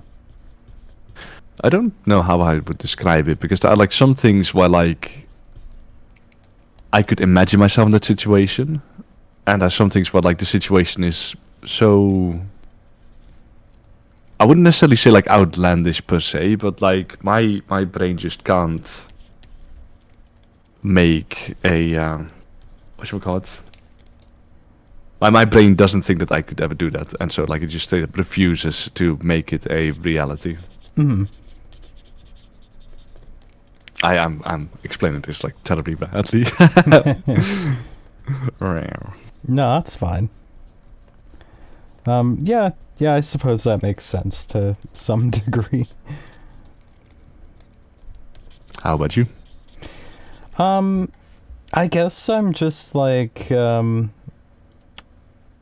don't mind, anything. Like, I don't feel like I have to be represented in the art to still be into it, you know? I guess it's a bit different, for me in that way. But yeah, I know what you're talking about, because like I think that's why people are so into POV shots and stuff like that.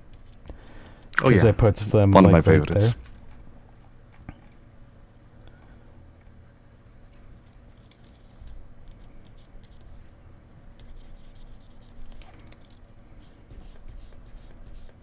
Yeah, no, I 100% get that. Like, yeah, POV, like also a huge, huge favorite of mine.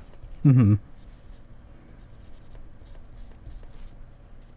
I'm actually thinking, and like, yeah, I think you're right. Like, whenever it happens, like, I just always imagine myself to like in there, in some capacity to some extent. Mm-hmm. And it doesn't necessarily mean that it's my character, but like I don't. If I don't partake, it like it can't really play out in my head. Mm-hmm.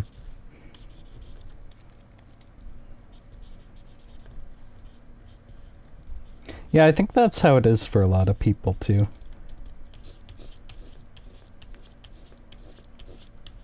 And like they just can't, what do they call that? There's like just too much disconnect, I guess. They can't sustain their disbelief, I guess, or they can't put themselves in it, you know?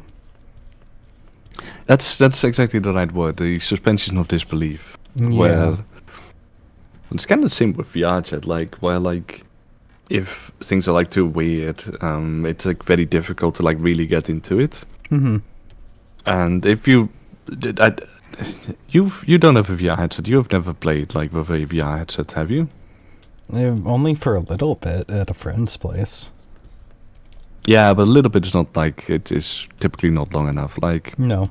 if you play for like an extended amount of time, and like I'm generalizing a little bit because this is very different from person to person. So Yeah. like I'm not saying that, you know, if you do this then you will definitely get this, because some people never get this and some people get this immediately.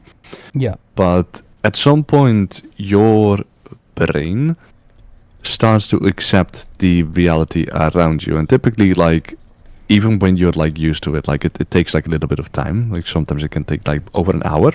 Mm-hmm. But have you ever seen those videos of people like trying on VR headsets in like a mall or something like that, and they try to lean on a table that isn't there, and they Yeah. fall like straight on they fall straight in the face. Mhm. That's what I mean. Where like it feels so real, you are so immersed that it really feels like you can lean on this table when like the table is not there, like it doesn't exist. Mm-hmm. And although it is hilarious, it's also really neat. Where like at some point, like you could just trick your brain into just how do I put this? Trick your brain into believing that what you're seeing around you is real. And that works if you are in a realistic scenario where your brain could be like, this makes sense. Mm-hmm. And the moment that the scenario is too unrealistic, too outlandish, and just too different, then it won't work. Like it won't do it. Yeah. Yeah, that makes sense. I mean, yeah, a lot of media has to strike that balance, actually. A lot of bad media just goes a little too far and pulls people out. They're all like, that's How do you mean? BS. I mean, like bad movies, like lack nuance and stuff, like a bad drama, like The Room with Tommy Wiseau. For instance, it doesn't work as a drama or a romance because, like, everything is so ham-fisted, nothing about what the characters do is believable. Like, it's so overacted, it's so, like, sloppily executed that, like, your brain's just like, I'm watching a really badly made movie, instead of actually processing anything that happens in it. Yeah, exactly. I hear what you're saying.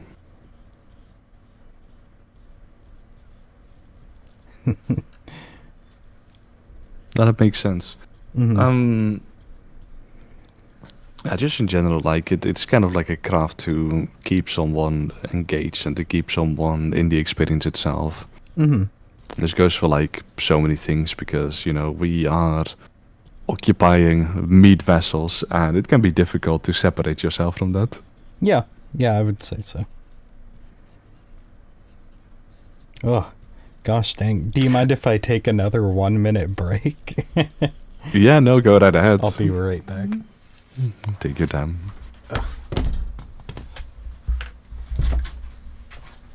It gives me an extra chance to catch up.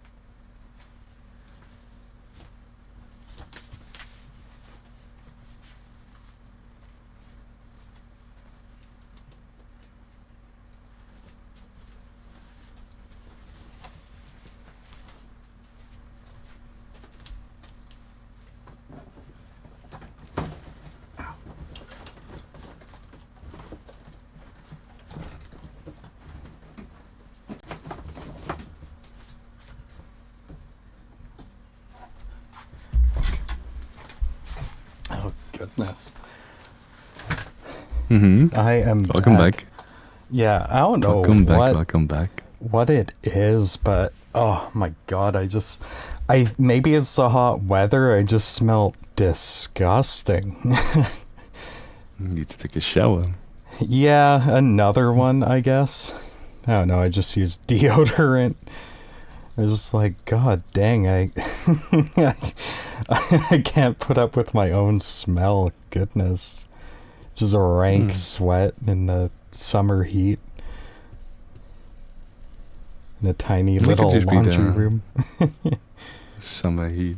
Yeah, I wonder what it is. Like, it might be like something that you're like eating. I know that like certain kinds of food, Oh yeah, they like exacerbate the way that your sweat smells. So like if I think if you like eat like leeks or something like that, like they or asparagus, like they like tend to like have a lot of effect on that. I don't know if you ate that specifically. My piss tastes about the same as normal. No. No,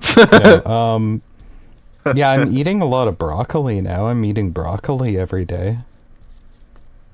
Yeah, broccoli should be fine. Like I don't believe that affects it.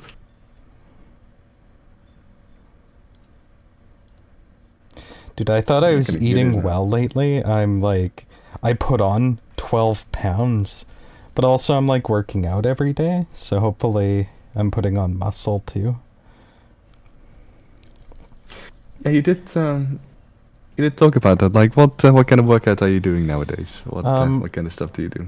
Well, I got a bench set up. Hi there, Eric. Doing chest press. Oh, not much. I'm just drawing Scar from The Lion King. Yeah, I'm just drawing Rose's suggestions tonight. We're just drinking, having a good time. It sounds like everyone's asleep finally, so that's nice. The kids were up till like almost 3 in the morning. That was fun. Yeah, they were up really late. Yeah, they were. Really late. They're getting feisty. Could hear them arguing with each other.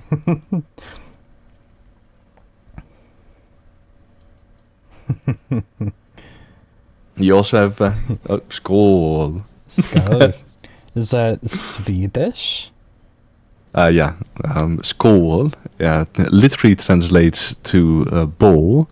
But when you take a drink together, when you like cheers together, you tend to say like skål, and then they take a sip. I've already been drinking a lot, haven't I? I don't know. God, I think so. I'm still catching up. I'm getting there. Yeah, I'm on to Bacardi White now. Is it better than Bacardi Blanc? A lot better, but goes much better as a pina colada than just neat on its own. I'll say that much. I don't know. I'm not a big alcohol. I'm not a big fan of the taste of alcohol, but I like being wasted. Is that bad? Nah, I think most people drink it for the effect. For the effect, not the taste. Yeah, it's pretty normal. The reason why we've got all these fruity drinks. Actually, no. Okay, I would say that for drinks. I would say that for beer.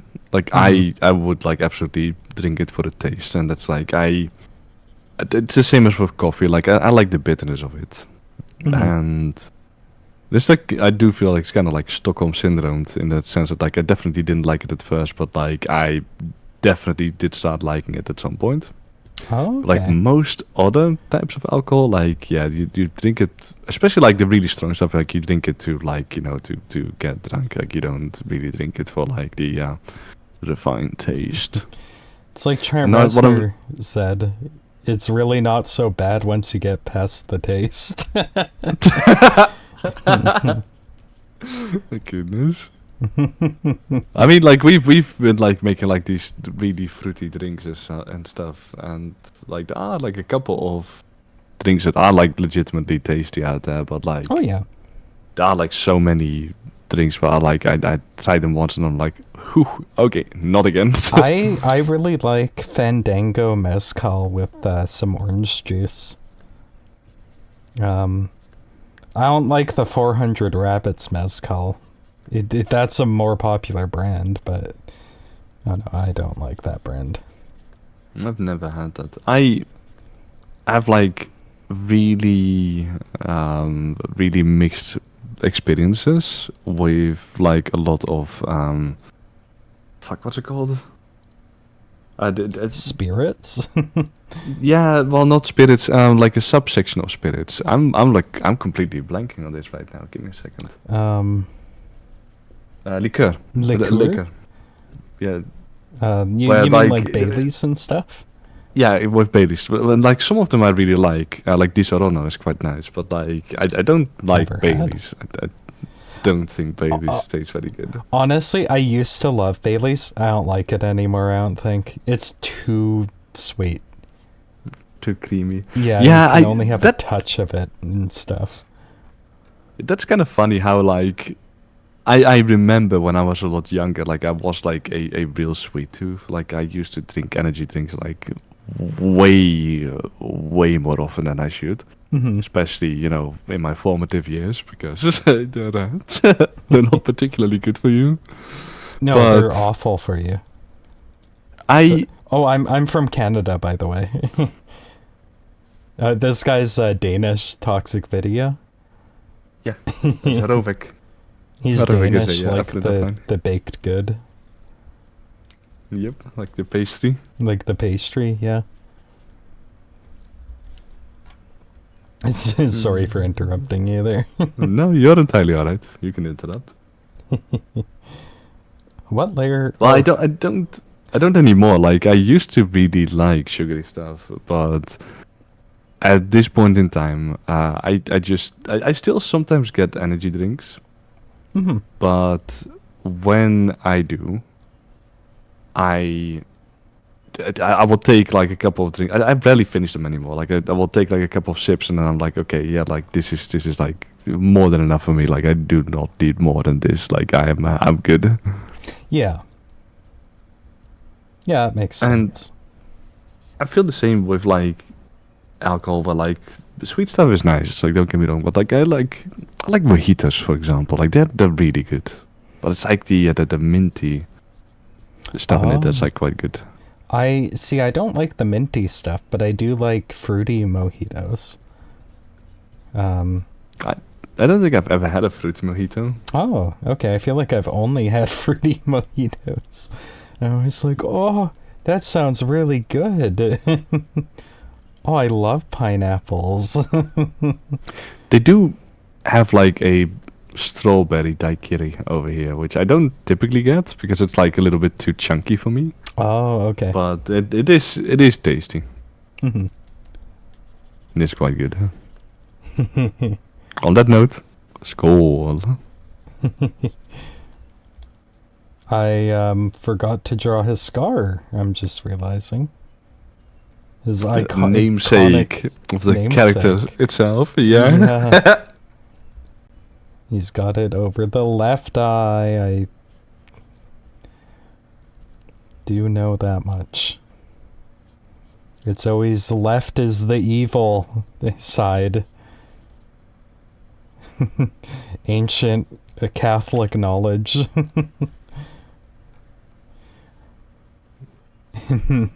Skal. The way that you would pronounce it, so the A with a circle above it, Yeah. is like an O and an A, but like as one single sound. Skål. So, O. Skål. So Skål. yeah. So yeah, that's pretty good. Like when you pronounce it, you say skål. Skål. Skål. Yeah, that's actually pretty damn good. Oh, okay. Well, speaking of native tongues, I'm from Gehachla. I'm not pronouncing that accurately, but that's me trying to do the Gehachla. That was better, I think. That attempt. Is that the native Canadian It's kind of word? Oh my god. It's Shamalia.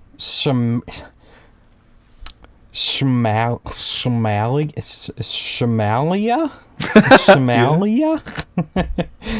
I think that's how it's pronounced. God, those are two of the hardest words in the language. Jeez. You kind of sound like you just went to a Shamalia? different country and you're trying to pronounce something from the menu. Yeah, I'm gonna be real. I speak English, but Shamalia is the language of my people in Gikachla. That's the Shimshan people up in the northwest. BC, that is. Not in like the Northwest Territories where no one lives. Should speak Except the English if you Inuit. like it so much. Yeah.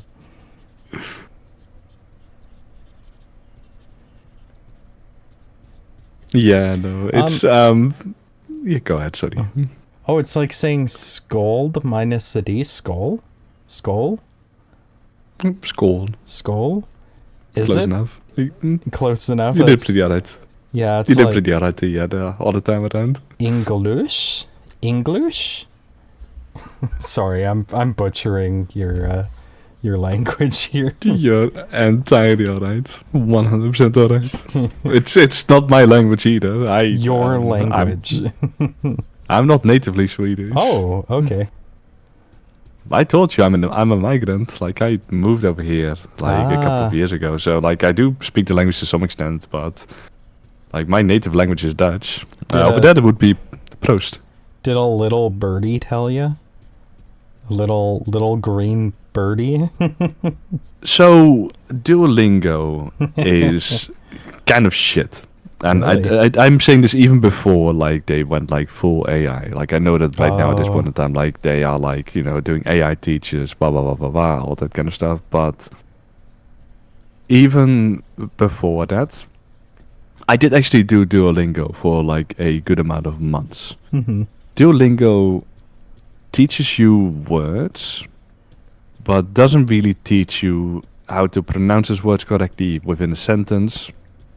They don't teach you natural like conversations, and they don't really teach you grammar quite that well. So like you get like a grammar lesson or something, but you get it like once, then you never get it again, and then they just like automatically assume that like you just fully internalized it at one time, and like the only thing that you really do is just like learning more words.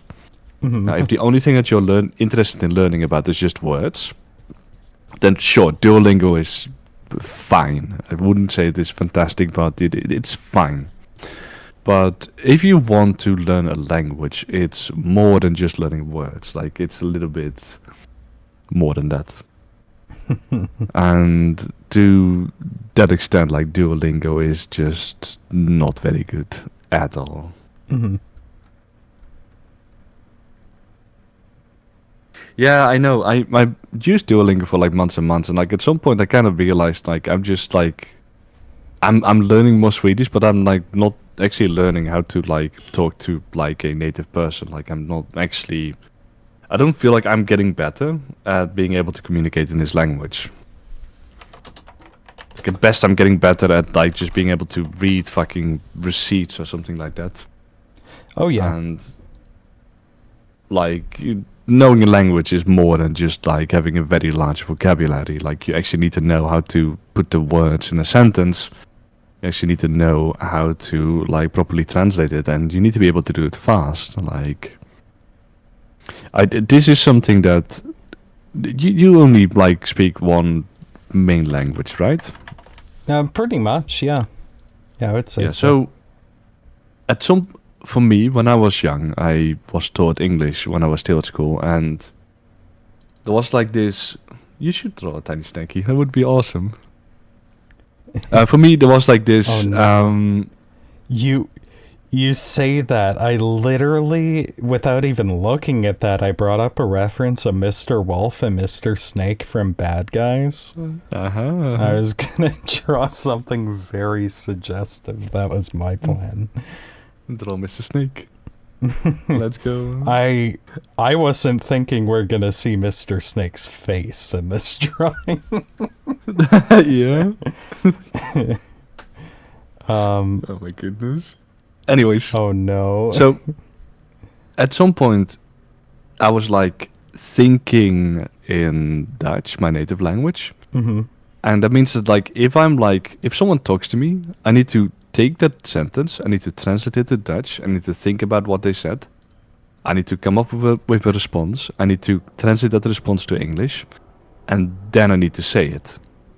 And that means that with any conversation, it's going to be more difficult to do it fluently because there's like just a couple of seconds of like fucking delay over there. Like, you know, just latency in my brain.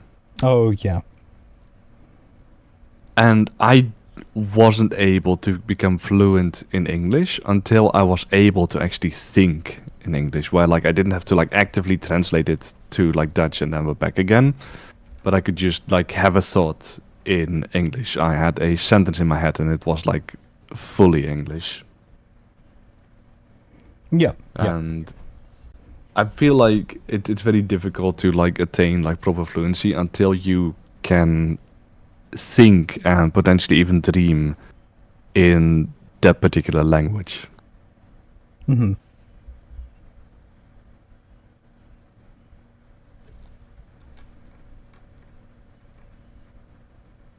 But yeah, no, Duolingo kind of sucks. The mascot's kind of cute though. Yeah. Yeah, I like the mascot. Yeah, and this may sound like really cynical, but I'm always kinda careful around like these mascots because it's still a company, and like I don't trust companies. Mm-hmm. A lot of them just like they really suck because they mostly just care about like, you know, just making money at any cost. And I get it, like they're a company, like they're supposed to be making money at any cost, like, you know, it makes sense. Mm-hmm. Right. Like, you know, if they don't make money, they're not a business and they go under and, you know, blah, blah, blah, blah, blah. But you will have like a couple of companies that will go on like Twitter, for example, and that will like really pretend to be like, you know, to be in touch with the common folk and, you know, and then to be witty and stuff like that. And like, it's fake. Like, Mm-hmm. it's not real. Like they're just corporations, and if they didn't think that this would increase their bottom line, they wouldn't do this.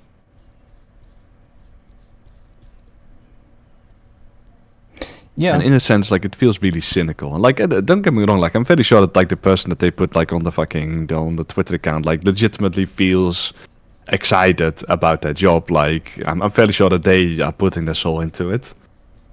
But they have to adhere to whatever it is that the company wants. They cannot go in against whatever corporate says. No, no.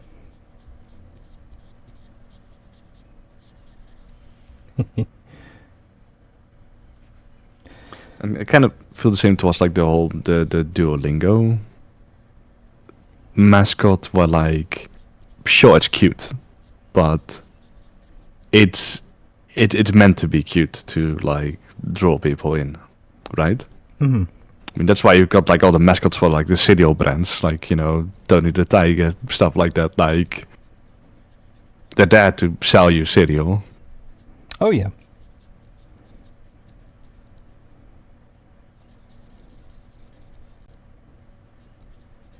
What would you say is like the hottest mascot Oh, out there? now there's a question. Oh, interesting. Interesting. Yeah. I'll drink to that, by the way. Skull. Yeah, I'm actually not sure. I mean, Tony the Tiger's decent. I would give him probably A tier. He's 80. I would say so. Yeah. Personally, I really like Toucan Sam, actually. He gives Toucan more of like Sam. gay uncle vibes, though. Yeah. Oh, the Fruit Loops one. I don't think they have Fruit Loops over here. No. I'm like actually thinking because like I asked you the question, but like I'm actually not too sure of it myself either.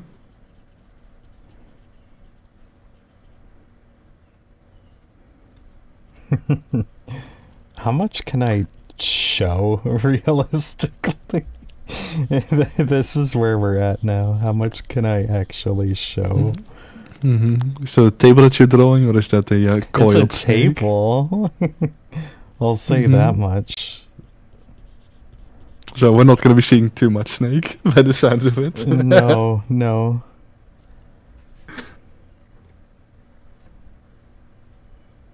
Uh-huh. Let's have a look at that one, Rovik. Oh my goodness.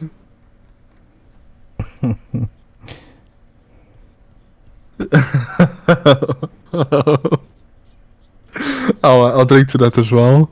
Skull. What else is there?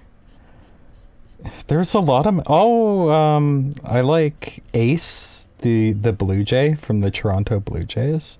Toronto Blue Jays. Sorry, Toronto. You don't pronounce a second T apparently, as I've been told.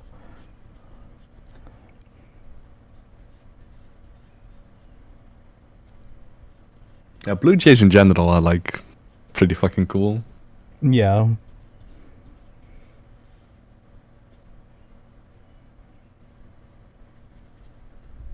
Zabivaka. Oh, Zabivaka's cool. Zabivaka! No, you just wanted to play with your balls. What did they do to you, Zabivaka? For what it's worth, like, for all the bad shit that's coming out of Russia, like, Zabivaka was, like, a really, really cute mascot. Yeah, Zabivaka is, like, the most wholesome thing Russia's ever done. Well, I don't know ever, but, like, definitely in recent memory. Yeah, it's yeah, it's more wholesome than, being homophobic. I'll say that much.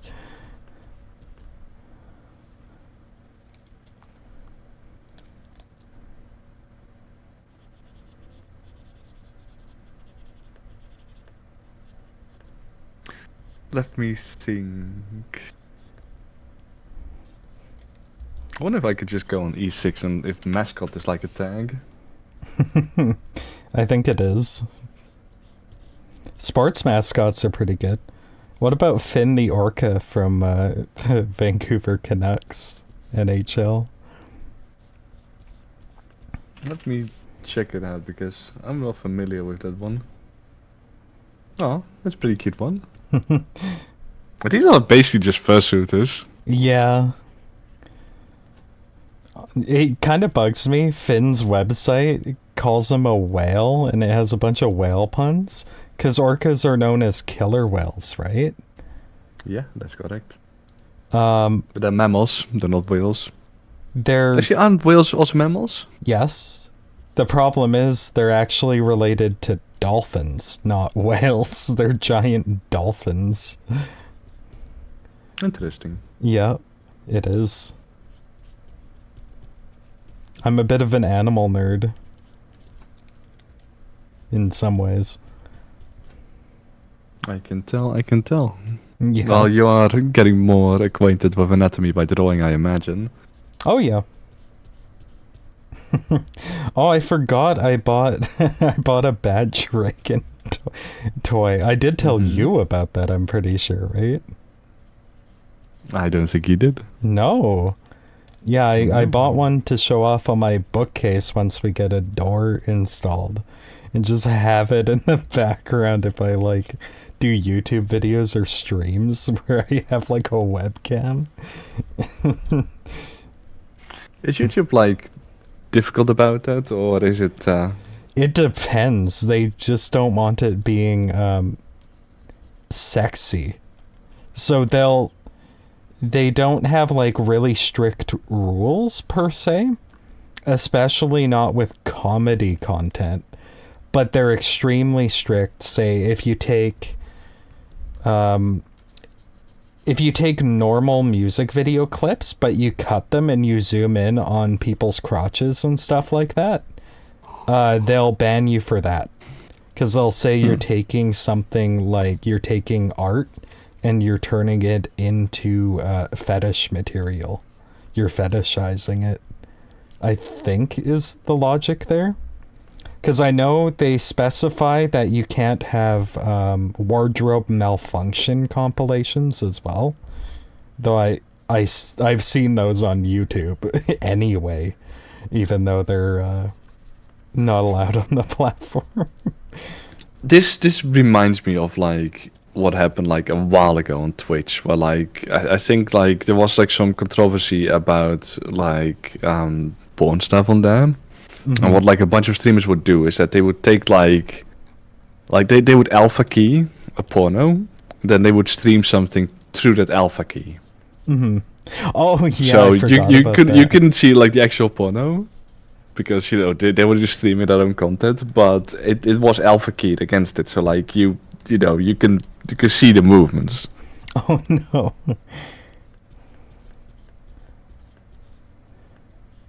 I thought it was kind of funny, actually. But yeah, that's like the thing that's kind of difficult about moderation. Like, especially when you get to like these edge cases, like at some point you're going to have to like, you know, go like either left or right. And especially something that's like, you know, just balancing on a razor's edge, that can be quite difficult.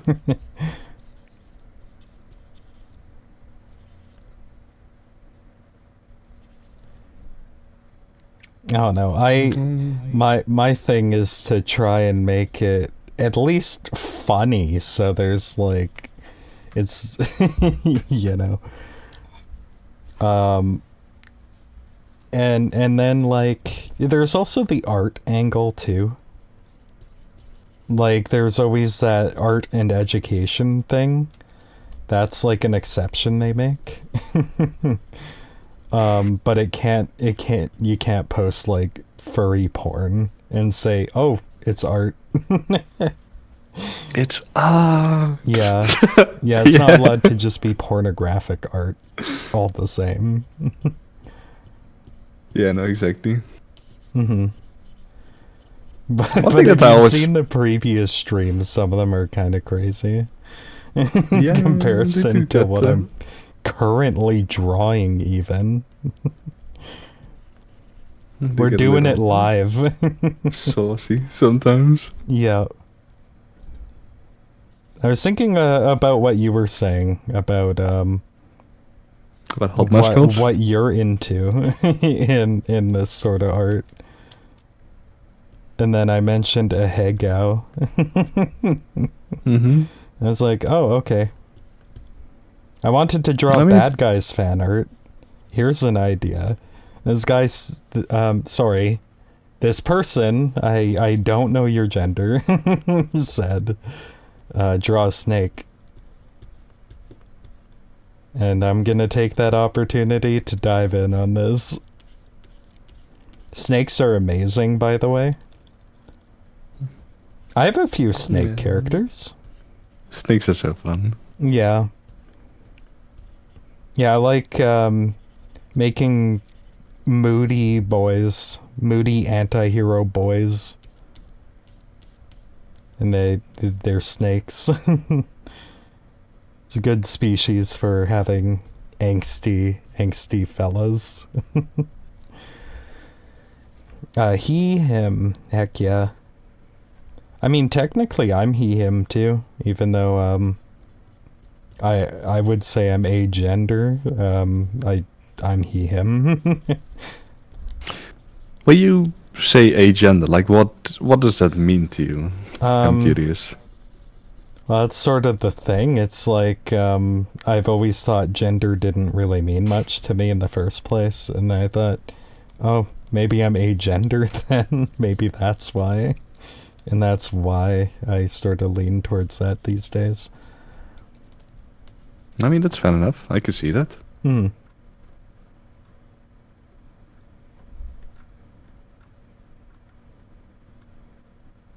I have, like, I wouldn't say, like, entirely similar feelings about it, but, like, I have been... for me, it's, like, kind of difficult, because, like, I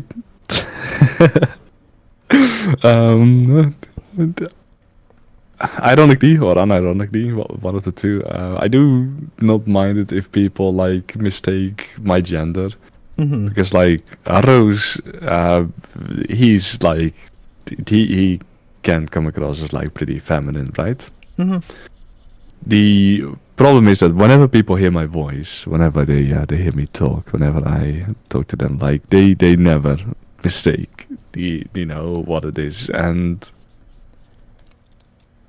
I sometimes wish I was, like, more androgynous, Mm-hmm. because I like the idea that, like, nobody has any idea of what I am. Just to be this enigma for other people. Mm-hmm. But I do feel like the same in the sense that, like, I don't get offended if people, like, accidentally call me by the wrong gender. But I'm very careful of saying that, Mm-hmm. because I have, like, a few trans friends, and I know that, like, they like do like legitimately hate it to, obviously they hate it to, like, be misgendered, like, and I still think that, like, if you're doing it on purpose, if you're doing it to be, like, a dick, like, a dick move is a dick move, like, it's gonna remain a dick move. For sure. I'm glad that you enjoy it, Rovek. You're very kind. Yeah, you do have, like, a smooth voice. Well, thank you. Yeah, no problem. It's very kind of you. I get a lot of compliments on my voice. And You've got a nice voice. I don't like my voice, but I hear that no one tends to like their own voice. I don't like mine either. Like, when I listen to it, it's like, I don't sound like that. Yeah. So part of the reason why that is the case is because when you hear your own voice, Mm-hmm. it reverberates through, like, your bones. It reverberates through your skull, and the way that it sounds to you is very different Oh, then when you hear than when it in it's the recorded. recording. Yeah. Yes. So when it's in a recording, it usually sounds a bit higher pitched. Mm-hmm. Oh, yeah, And it sounds it- like it a sounds- bit whiny in comparison. Yeah. Yeah. Yes. Exactly. Yeah. And that disconnect, that's usually, from what I know anyways, why people, like, don't like it quite as much, because, like, I don't sound like that. I sound way better than that. Yeah. Also, I'll drink to that. Skål. Oh my god, you are catching up. Here, I'll finish this. Well, I don't know if I'm catching up quite that fast yet. There is only one shot of Bacardi White left in that cup.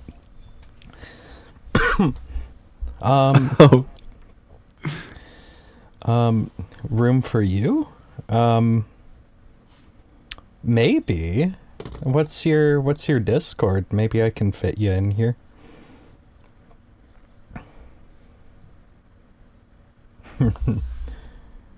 Are you fine if I bring this guy in? Absolutely. Okay. Yeah, he seems pretty on board with what's been going on.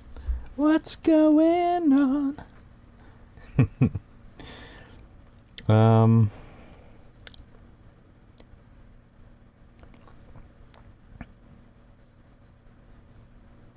Toxic video? Oh, okay. I can put the two of you in a group chat together. Give me a second. Okay.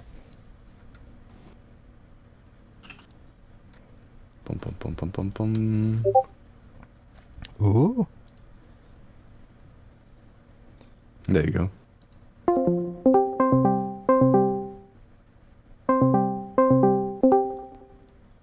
There we go. Hello. Hello. Ta-dam. Perfect. Hello. And I've had a little bit to drink. While every time you said skål, I was also having a Oh little bit. God. Skål. If anything goes wrong, I'm starting to sound more Swedish by the hour. That's I fine. think you're sounding even more Danish. Goddamn. Now, but to go on the topic of voices, right? Yep. I think I have an okay voice. Oh, I don't God. hate it. But I don't like it either. This table needs to be longer. Sorry. Continue. No, I was just saying that. What's it called again? What was it called again? I forgot. What were we talking about again? Like resonance, I guess, in your skull while you're talking? Is that along the same lines? Like the way people hate their own voice. Oh, when they right, hear it? right. Voice. I'm very indifferent. I'm not really. I'm kind of back and forth between my own voice, if I'm being honest. Mm-hmm. Like, some days it's nice, other days it's kind of you know. Mm-hmm. I'm gonna get another drink. Be right back. Okay, yeah, no problem. Yeah, take your time. And I can still hear you all. So Hell yeah. Yeah, I know, but like even beyond that, like voices are like not a universal thing because like some people like really like specific voices and some people like really don't. Mhm. One of the things that I have, for example, and it's like this is nothing personal, but with like these Japanese openings, they sometimes have like guys singing them that have like these really high pitched kind of voices. oh right, And yeah. I know it's definitely someone's cup of tea. I know it's undoubtedly like a lot of people's cup of tea, but to me, it kind of hurts. It's like it's so high pitched and it just sounds so unnatural to me that like I cannot enjoy it and kind of just takes me out of the entire thing. Oh yeah. Yeah, I can see that. Also, I hear a snippet of my own voice over stream. Oh boy. Yeah, Yeah. it's gonna happen. Yeah. So how did you two meet each other, by the way? I'm kind of curious. I met Falls before I met you, Rovek. I've known Falls since the Imager days. Do you remember the tag list? Oh yeah. Oh yeah, you Oh, used to be a is this- tagger. Is he one of your friends? Yeah, Yeah. Rovek is one of my friends. Oh, Why do you didn't think know I could that. add him this fast? Oh my god. I thought you just searched him up. No, I'm No. just complete random. I don't know any of you guys. Oh, that's cool. Okay. No, I've known Rovek for a few years, but Years, I've known you 3 years. way longer. Falls like I knew you when I was still living in Delft. Hmm. No, the tag list saga was a weird part of my life. Hmm. I've known. I kind of Rose miss since it, it's been but an I'm art. also very happy that it is over because it was not very fun. No. So I've actually been like really sheltered for a very long time, and when I went on Imager, there was like this furry tag list, Yep. and there were people that were like subscribed to it, and I was like, well, you can add me to the tag list. And do you remember GB? Yes. Yeah. Yeah, like he added me. He never liked me. You always told me about him. I always sent him messages and he never responded to me ever. He's always like, I don't know. That sucks. I I feel like get he that had I like was, a like- lot of messages though. At the time, I was paired up with some sociopath, and I didn't realize that guy was like a sociopath. But yeah. Yeah, I was Yeah, like we've- a moderator for like this sociopath guy who was just having beef with JB, I guess. Wait, who are you talking about? Punch, or are you talking about? I think I'm something talking else? about Punch or whoever it was. Yeah, Yeah. Yeah, I remember that. Yeah, no, I very distinctly remember that. When you say punch, I think jet punch. No, he's a fox. Mm-hmm. Okay. God, man, like I've not had this story come up in like such a long time. This is like, without a question of a doubt, like my first like real major drama that like I've ever been a part of. Unfortunately. Oh boy, more lore. Yeah, sure. We'll go for some rose lore. That's fine. Actually, You know, score. one more sip for me. School, indeed. We really aren't So gonna see a lot of Snake here. I can't show a lot of Snake and still have the stream stay up on. that's fine. We can imagine the same. So way back when, like GB had a tag list, and he had a tag list for 3 different things. Now, what is kind of important to note is that back then, this was all around the site Imager, and Imager is an image setting website, and that's like basically just like what it is, a bit like Reddit but with like less text. And less rules. Well, I don't know about some that. degree. Like there were like a decent amount of rules over there. Like there was pretty good moderation, and still is. Oh, fuck. Oh no! I like that. I like that. I like that a lot, actually. So back then, the internet used to be like a bit of a different place, because I've been like on Imager again now and then, and like furry posts are like, they're like way more accepted. Like they sometimes make it onto the front page by themselves, from what I can tell. But like back then, like if you posted something furry, like you got like some pretty hateful shit like thrown in your face. Mm-hmm.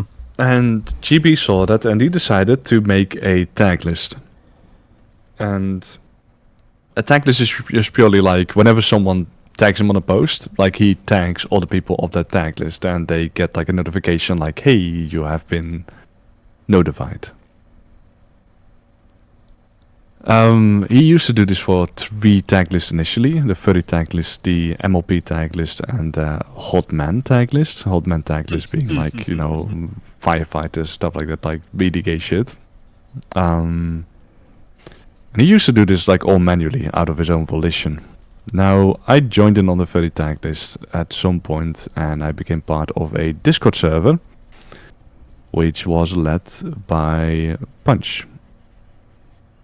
I don't want to say like too many negative things about Punch, because like it's really all drama, and like this is like so My long bad. ago that like it does.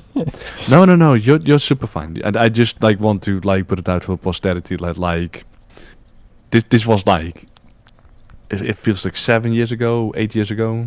Mm-hmm. Like it's like I'm like so over it. I haven't thought about this in like years. So like when I bring this up, like I'm just saying like I think he's a dickhead. But you know it is what it is. Mm-hmm. So what happened is that initially I had a really good time. Like I found community over here, and this was like the first time that I'd actually started talking to like furry people just at all. And this was the thing that got me onto Discord. So like I actually probably owe a lot of what I have right now to the fact that that happened. Mm-hmm. I don't really have a lot of friends from that time that I still retain. False is one of the very few people from that time period that I still talk to. Almost everyone else is like just either disappeared or some kind of drama has happened to it. Anyways, I am a programmer. And GB was doing all of this manually. And I was like, you know, I can help you. And I did. I wrote a tag bot for it. Now, that went good for like 6-7 months. After that, there was like some really major drama between Punch and I that I I'm not gonna go too much into. He like kind of fucked me over on like a personal level when we were like very close, and like I trusted him kind of implicitly. I was not happy about that. He subsequently was like scared that the tag bot was like gonna be taken away, so he tried to take like full ownership over it. He got a couple of people because at that point in time I was running it like on my own computer, like locally, which was like just a bad idea. He got a couple of people to like reach out to me and try to like to get a hold of like the tag list itself, which I believe you might have been one of them, False. I don't recall for sure, but I know that like he sent people after me at some point when like it was just like no communication possible between the two of us anymore. He was not content to sit by idly. And what eventually ended up happening is that I completely rewrote the entire bot. Wrote it in Java instead of C#, and the reason for it being that it could run on just like any computer, like it could run on Windows, Linux, Mac, like whatever you have, it will run it. It's been a while, but I have a feeling what happened was he was the first one in the door to say, hey, he like sort of sunk his claws in or whatever and sort of told me, hey, I'm the good guy, we're the good guys, and these guys are out to get me. Yeah. And then I don't know, and then JB? Was it? Jack Black? GB? Is it GB? Am I getting that wrong? I don't recall that name. No? Who was the guy you just mentioned? I mentioned GB Maker, yeah. Okay, yeah. GB, I don't know. I felt like GB was like rude to me, and I was like, oh, this guy must be telling the truth. This guy's just a dick. So, and then I think you were Team GB, but I didn't quite believe what you were saying, because what you were saying about GB was not my experience with them. And you were trying to explain, oh, it's because you're associated with this guy. That's the problem. In GB's defense, what had happened is that he had started these tag lists from nothing. He had taken like initiative on it. He had been doing this manually for like 1.5 years. Then suddenly like a bunch of furries come in and like try to take all of it away from him. So like he was upset. And he undoubtedly said a few things that were like not the smartest. Because like I did kind of feel like an us versus them at that point in time. Like I'm sorry, like I still vouch for GB, but like I do believe you when you say that like he was like rude to you, and I am sorry that he was like that. I mean, it's not a big bit of a rough deal. time. He wasn't like an asshole. By the end of it, I was just like, oh, I'm on the crazy side. What is Punch doing? What is this crap? You know? Yeah, so in the end, like what I wanted to do is just like kind of I rewrote the entire thing so that anyone could start a tag list, because I didn't want to be the one like hosting it. I didn't want to have like one single person like hosting it. I wanted to make it so that anyone could set it up and that anyone could do it easily. So like I made like a very extensive documentation so that like even if you're completely computer illiterate, like you should still be able to like set it up. And that took me a couple of months, and after that was done, I vanished from the scene. Like I was like, sayonara. Thanks for all the fish. You were all dickheads to me. I'm out of here. Yeah. There's still some people that use that tag list. You know, yeah, that whole experience was super, like, it's kind of obscure. I don't think anyone would realize I had any history on, like, that site. I use a different alias there, and I think I've seen one comment under that alias saying, I think this artist is the same. as the big black cod. I think they're the same guy. Because I It wasn't just me. realized, like, the art style and the characters that I do fan art of are the same on both accounts. I found that really amusing. But yeah, no, like if you're curious about where we met, like it was during that tumultuous time on Imager Yeah, in Punch's server yeah. that we met. And yeah, I don't have a lot of friends from the Imager time. Me neither. You're the only one left. Well, that's not true. Like I still talk to Frisky, who's now rebranded to Oh. Evelyn. Okay. Yeah, I talked with Frisky a little bit after the Fallout, now that I think about it, but not much. That sort of fell off a little bit, but yeah, it's fine. Punch was, I feel like, really good at like talking in on people's emotions and like getting people to like join his side. Hmm. So like what you said, for example, that he said like, you know, that you needed to join him. Like he did that with like a lot of people. Hmm. I think he was better at it than I was, and I was also like not really trying to get people to join my side because I didn't want to fight. I I had no dog in the fight. Yeah. He wanted to be the victor. He wanted to be the undisputed winner. Yeah. And it kind of feels like in the process like he just kind of like ruined a lot of stuff. And what I could have done is just drop the entire tag list. I could have dropped just like everything that existed, Hmm. but I didn't want to. That's not me. So what I did is that I sticked around there until the new bot was finished. And after that I vanished. My fight was done. Yeah, I honestly, I probably wouldn't have clued into that guy's shenanigans as soon as I did if I weren't like so stuck in my ways myself, because I remember telling him like just wow, you're so emotional, and then he like sort of blew up on me. It's just like, oh, this guy doesn't have a good moral reason for doing what he's doing. It's all been lies No, he and did not. ego. Yep.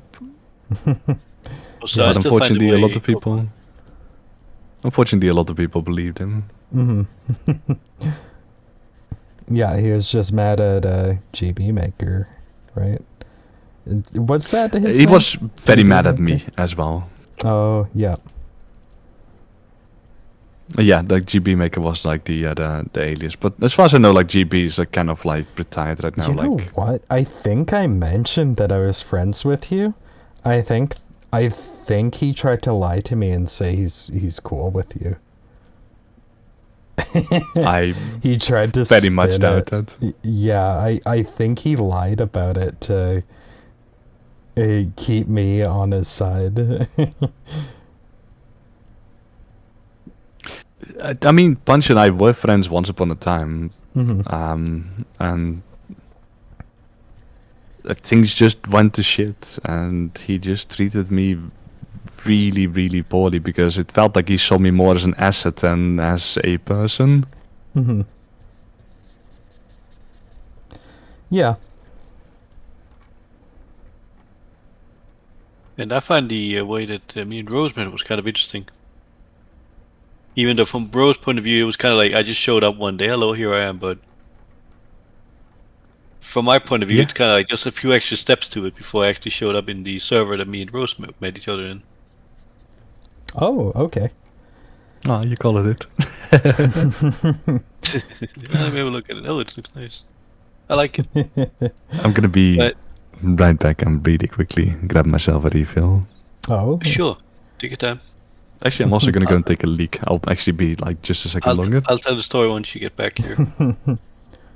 Well, you can tell it right now. Like I can still hear you. Like I have my Okay. my Bluetooth headset. So Oh, Yeah. we both have Bluetooth headsets. Nice. Nice. So, the way me and Rose met is in a different server, a Discord server in like 2021 during Corona, Okay. during COVID at least. And then, from his point of view, I think at least I'm paraphrasing his point of view maybe.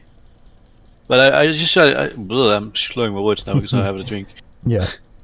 But I met him in a server and we chatted. I liked his voice at first. I was like, oh, he sounds like such a cool guy. I'm gonna friend him on Discord. And then after that, we chatted. We've been chatting ever since, almost every day. Oh, nice. And then, what's it called?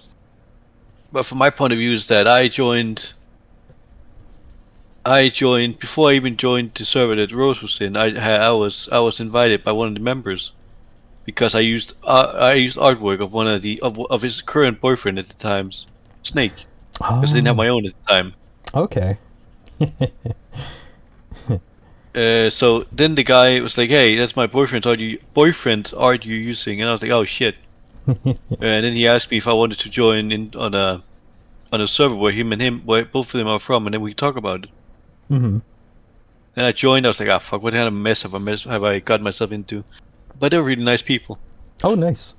Both of them. They're really nice. I still talk to them today, from time to time. That's good. And in that server, I found Rose. Nice. And it's been a long-lasting 3 years friendship so far. That's cool. That's cool.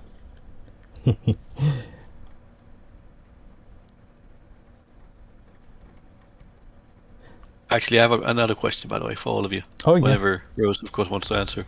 Oh, But yeah.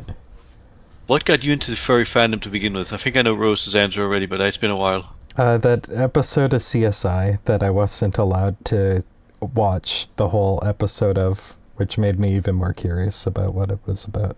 Now I'm kind of curious as well. What happened in CSI? There's an episode called Fur and Loathing. There's an era of CSI where they were desperate for ratings, and every episode would feature a murder relating to various niche fetishes, and one of the episodes chose furries.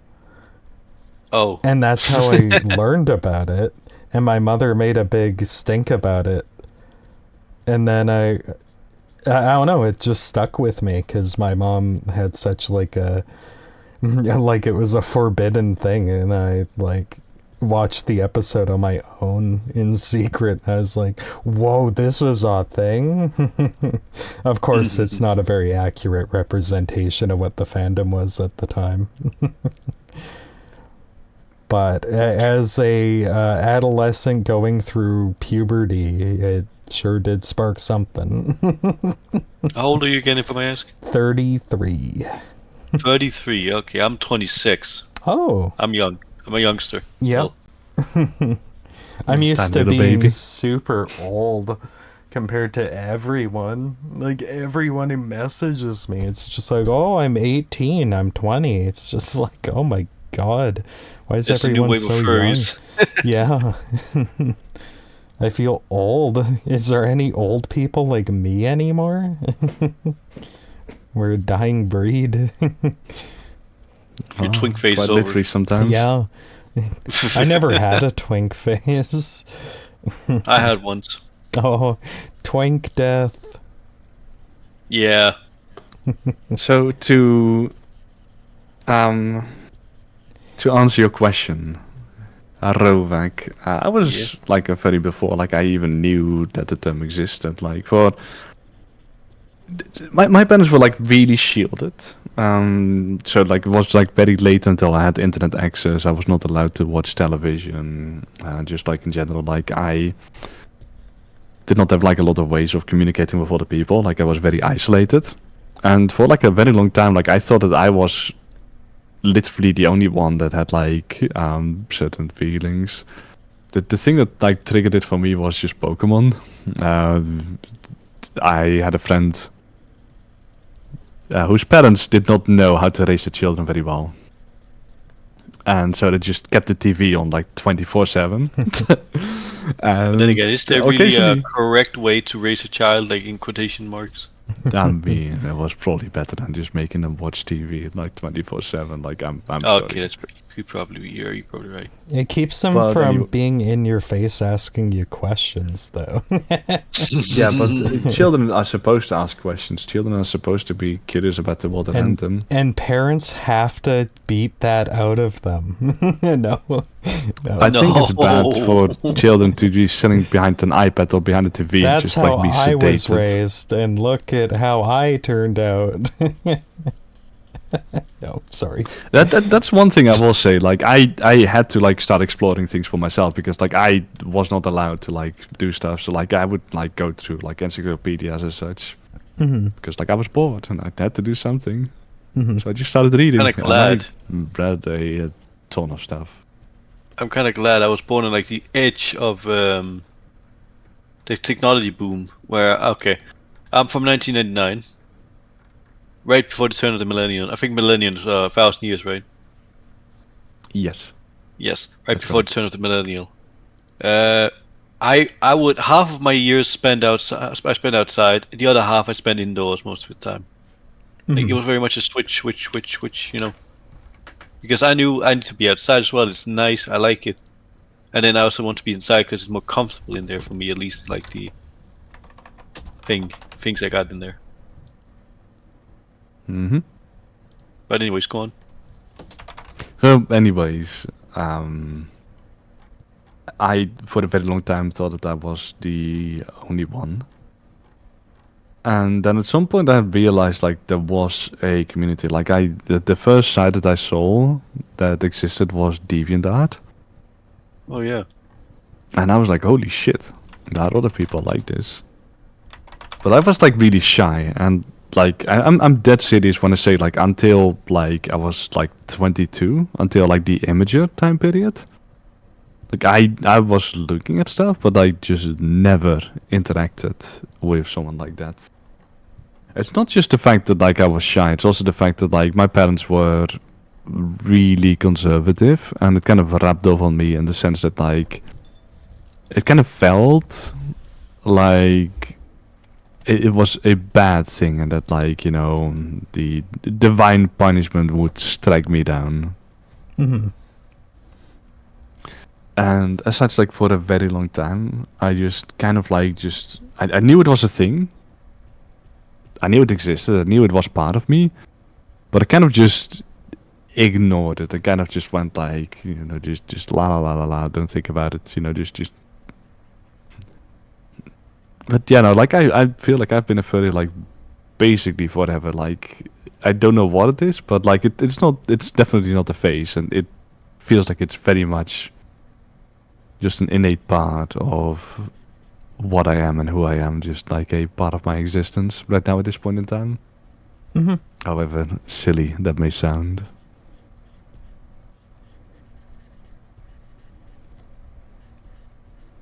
What are you sketching? Saladin from that Sahara snake movie. Mm-hmm. Looks like a very suggestive snake.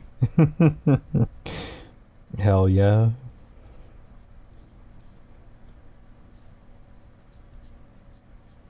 I remember watching a video for like 5 years ago, which is actually where I became a furry. Is because a video on the Danish television network called P3. We got something called Furries Only for Freaks. That's directly translated. And I watched it. I just sat there. It was basically a reporter going around at like fur cons. Like it was shown on like live television, not live television, but like just television in general. And she went around. She talked to a lot of people, and then a lot of people they were really nice. They seemed like nice people. Okay, yeah. Then I I mean- talked to no, then I didn't talk to them, but they talked a lot about stuff like that. And then I've sort of browsed a little further on the internet, and I found a lot of stuff. And then I was like, you know what? That's cool. I like that. And a lot of people seem to understand where I'm coming from, and a lot of people seem to not necessarily agree with me, but they're like nice and welcoming community. Oh yeah, I would agree with that. Yeah. I mean, I feel there's like a you'll- lot of drama, but I mean, there's You a lot cannot of escape drama drama nowhere you everywhere. go, no matter the fandom. Yeah. Hmm. And yeah, I would say furries are pretty chill compared to the average group. with a user. I don't know. Amount of drama has definitely decreased as I've gotten older. I will say that much. Hmm. Yeah. Like I kind of find as well, like people that are like really really prone to drama, they tend to be like very young. I think like other people are just like more live and let live, and like just kind of understand that sometimes things just fuck up, and that it doesn't immediately have to mean that you have to just blow everything up. Hmm.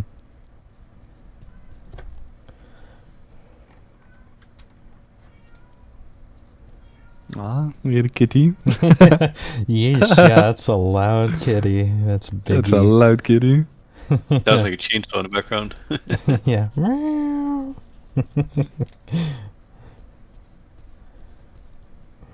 Probably saying he's hungry. But we're trying to get these cats on a diet because they stopped being Fat. active and they're getting chubby. Mm. Yeah, we don't want them to get cat diabetes and die. That would be horrible. Yeah. So, what other type of hobbies do you have, false, other than drawing, as it seems? Writing and music, but I haven't produced much music, to be honest. Just a couple instrumental dark ambient tracks. Wannabe Trent Reznor over here. That snake looks familiar. It's Saladin from that Sahara movie. Oh, okay. I thought it was my snake for a second because he also has cuts into his hood. And I've never okay. watched. I've never watched Zootopia or whatever it was. Bad Guys, sorry. I like bad guys. I like the snake the most. The wolf's pretty good too, though. I'll Everyone send a likes picture. them. I'll send a picture what I meant. I like all of them. Like even the spider is like I wouldn't say sexy, but like it's like a really fun character. Yeah. What's a good picture that isn't not safe for work? I think you can send it to him regardless. I really do not feel like False is going to bind much. No. No, yeah, it's not even going to be shown on stream. That's what I was thinking about. Oh no. Here it is. I'm sending in group chat, by the way. It's but then there's also That looks safe for work to me. that is indeed what I was going through, and a few stickers. Nice. Yeah, But that's I just pretty really- cool. I like the stained glass effect there. Yeah, That is yeah, quite I was. cool, I yeah. was. What do you say, Rose? Continue on. Like you were saying something. No, I was about to say that the stained glass one took me. It was honestly a cheap one as well, which was surprising. It surprised me the most. I think I paid like 30 for 2 of these, in total. Which is, it blew my mind.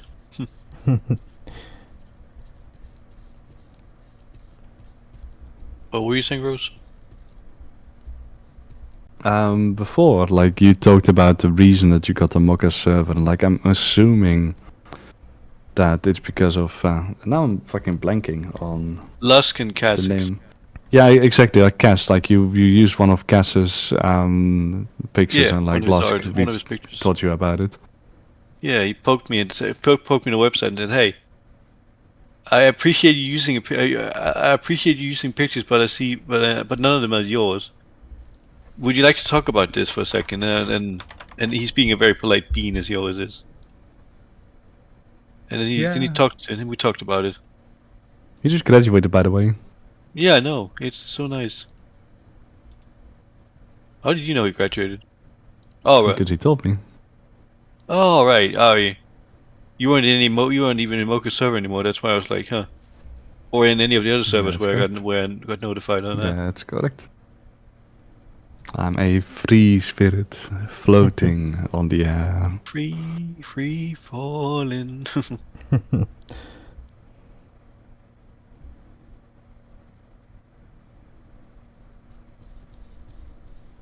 I still think the best picture ever gotten, which is also one I like the most, is this one.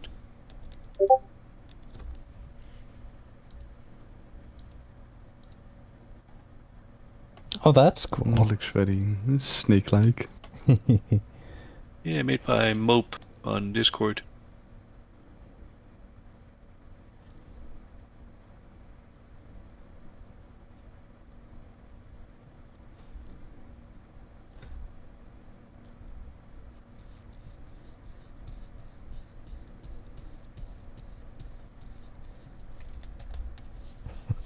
Maybe I should make it a gay ship instead of just the one snake. Wat is dat wasting? Wasting deze tool? So it's bad guy Snake. What's the guy called again? Mr. No, Snake? Saladin from Sahara. Saladin? I'm gonna try to draw a jar. What's it called? Saladin's It's like Paladin, but with an S. S, yeah, and then Saladin's movie? What? I'm trying to find it, but all I get is like a Sahara. live action. Oh, Sahara. Yeah. Saladin's Sahara.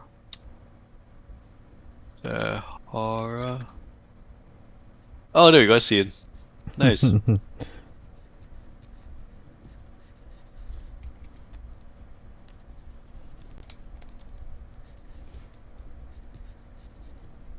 Looks nice. I like him.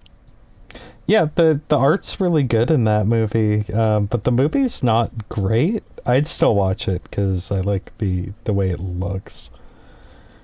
But the writing's not very good, unfortunately. I think it was a Netflix movie. I might be wrong. I definitely watched it on Netflix years ago. I know, it kind of feels like Netflix is greenlighting so much stuff that, like...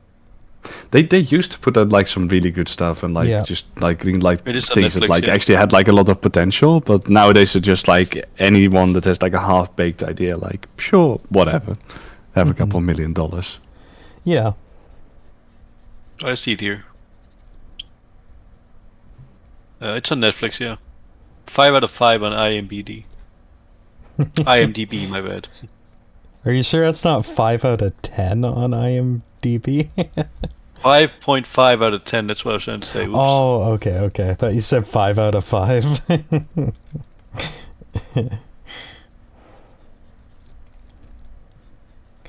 Yeah, it was not a great movie. Also, the cool Saladin. I thought he'd be the main villain. No, he's in it for like 10 minutes.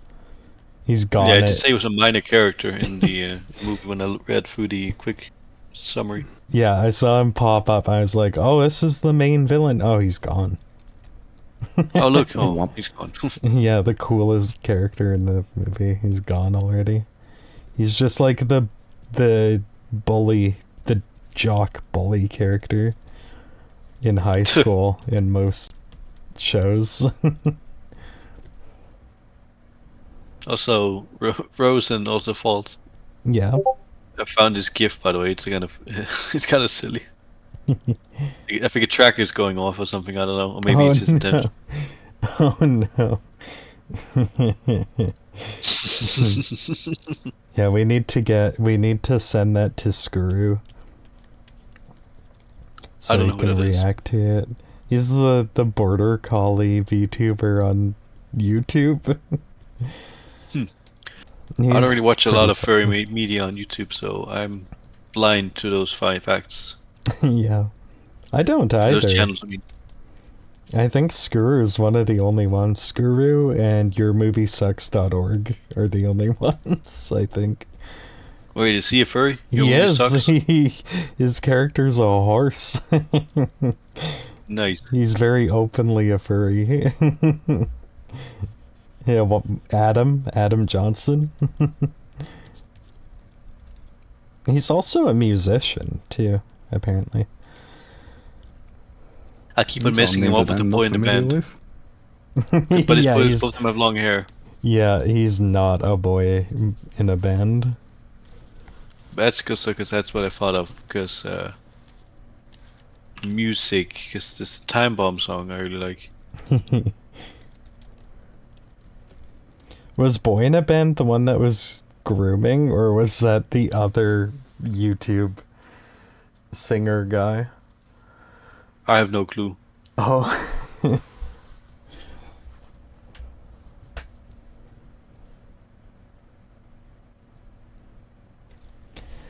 Okay, let's see. Saladin's a bit purple, I think, right? He's like a little, purple, like a matte purple. Yeah. Oh, and going on hobbies, by the way, I paint Warhammer figurines from time to time. Oh, nice. I heard that gets expensive. Yeah,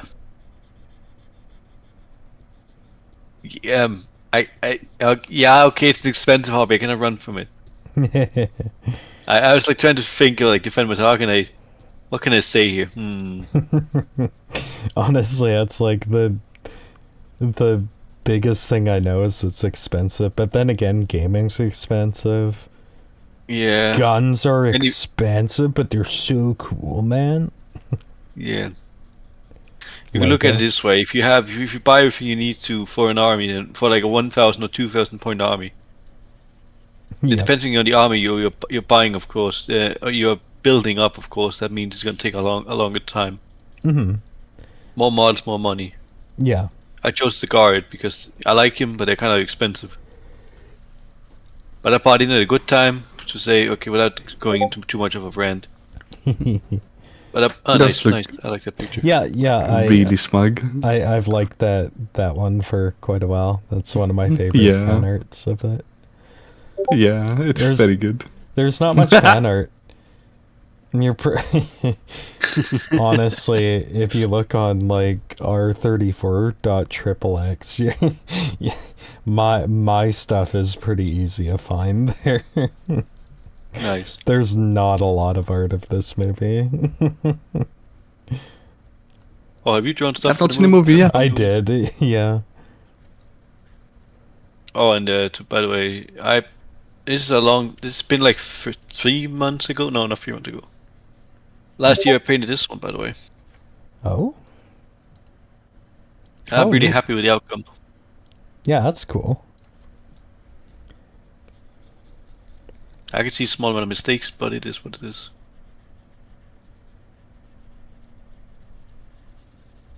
Yeah, that's neat. The A main question of character stream. kind of looked like a bottom towards the main villain. Sorry? The I thought you were talking to character. Yes. No. I like to imagine he is. Mm-hmm. Also, I have a question. I like that the dynamic more. The bottom creature you painted, that looks like Tibbers from League of Legends. It is teddy bear. Tibbers, yeah. It is Tibbers from Teddy League of bear Legends. came into chat and said, "Draw a teddy bear," and then I drew Tibbers. Nice. Yep. That's. I have oh wasted my 10 God, years of my Biggie, life you're so on loud. That scared me. I heard that. I thought that was someone falling. It's just a cat jumping in through the window. Aww. You need a spot to get down? Oh, Be careful. Is that good enough for you? Can you make it? Yep, you can. Goodness. Meow. Biggie should be using the other window because it's easier to get through there. Wait, are they jumping out? Are they moving out of your house through your windows? Yes, the window is open because it's summertime, and they're like, right. "Ooh, that's a way in and out of the house." Meow. You know, to say cats always land on their feet. Yeah. I find it kind of interesting how we look at this one in contrast to my first ever painted one. Right there. yeah, I'd say that there's a bit of a difference. Just a bit. Yep, for sure.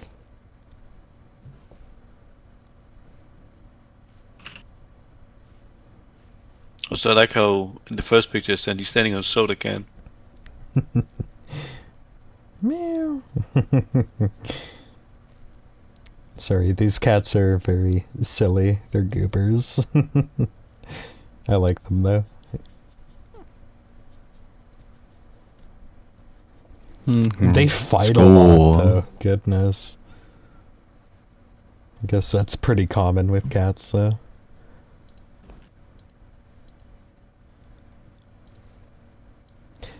Yeah, this character looks so cool. I can't believe they modeled this character and they're like, yeah, he'll just be in it for 10 minutes of the movie. They modeled it up to me, of course, and made him purple. How could they? Yeah.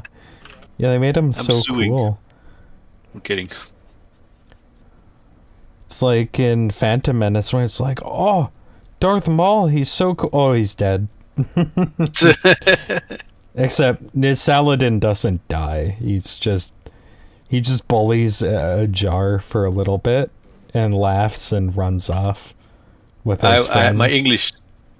My English had to shut up for a second in my brain when you said he bullies a jar and then he runs away. Yeah, apparently it's a real name, a jar. A-J-R, right? A-J-A-R. Yeah. Yeah. I was just thinking about that, but my brain sort of shut it off for a second. So I thought he bullied like a literal jar and then he ran away. You don't contain any pickles, runs away. I was about to make his tongue like black, but I'm looking at a reference and his tongue is just pink. So I almost just got it wrong despite looking directly at a reference. So I find it kind of odd that the picture Rose sent in the chat is basically just teeth on a snake. Yeah, they have full sets of teeth in this movie. Oh my god. And their hoods are always out. It's not very anatomically correct. But they make it work. And they facial expressions are really good. They don't have two nature penises. Figure out a way. Damn. Mm-hmm. Now I'm sad. Yeah. They don't have any in this movie. It's a kid's movie. Okay, whoa, calm down. Let's see, what color are his eyes?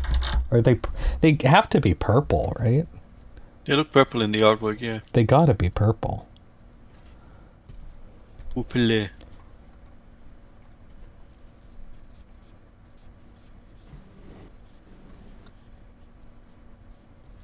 Something takes a part of me.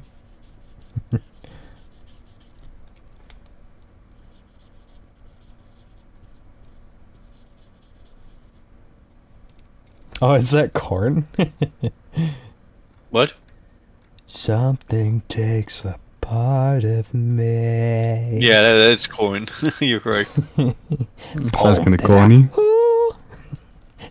Dadima.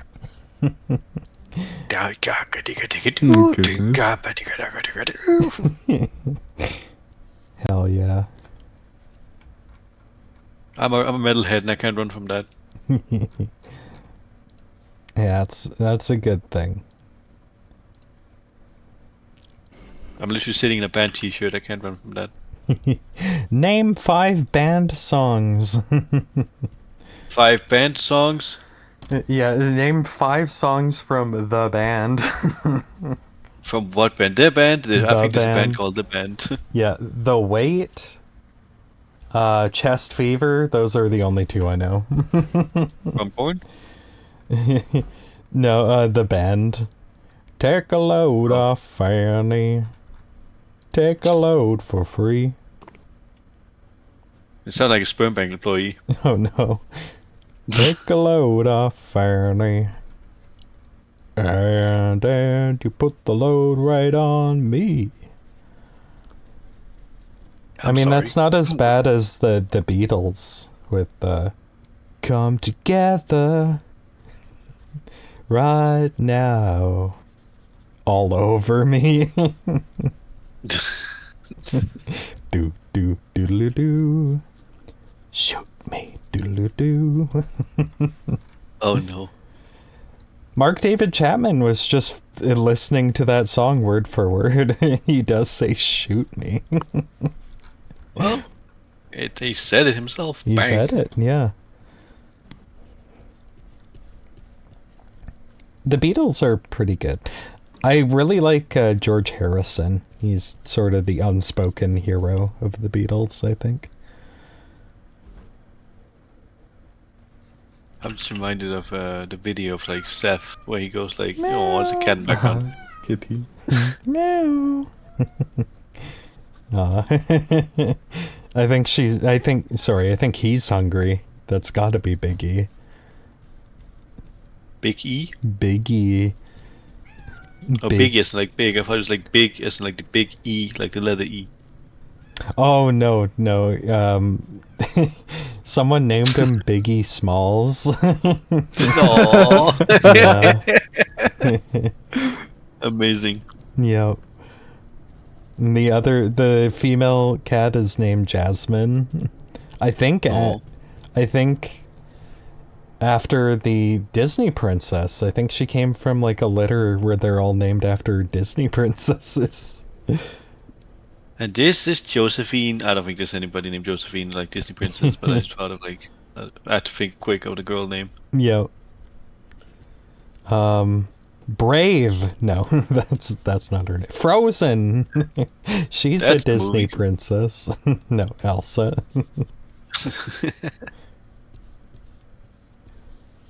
I just stopped Judy drinking, otherwise I'm gonna Hopps. fall off my chair. I'm gonna put this drink away, otherwise I'm gonna fall out of my chair. I'll drink to that. Yeah, Skål. Okay, fuck that, pulling it back. Skål. Yeah, I normally don't advise people keep up with me in my drinking, because I have... Unless your name's Rose. Yeah, I have, was it hangover resistance? I have Norwegian blood in me. Oh, Yeah. he's got Danish Damn. blood. I'm built I'm different. Danish, hello. The Danish already sound like they are the slurring. Heck Just yeah. by default. Oj, fucking me boy, jag jag försökte snacka Lino att det ska nog gå det där. I don't know if you know this, false, but there was this there was this news article like I know in what the you're newspaper, Mm-hmm.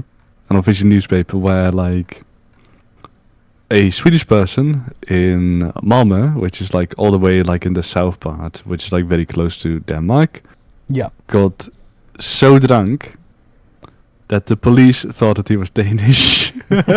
Oh no. It's like official like newspaper. Give me a second. Let me see if I can find it. I found it here.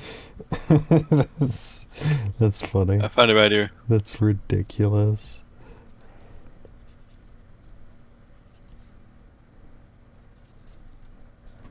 I found it right here. There we go. Oh.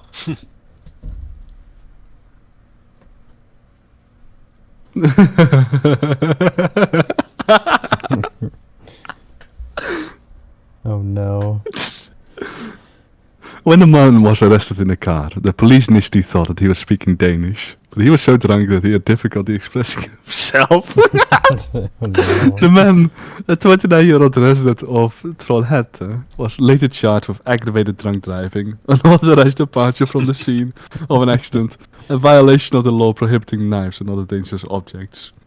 The 29-year-old had told the court that on the evening in question in January this year, he had been at a friend's house who had offered him grog. He does not remember driving home at all, only that he had walked, shoveled some snow outside his father's house, and then woke up in a police cell.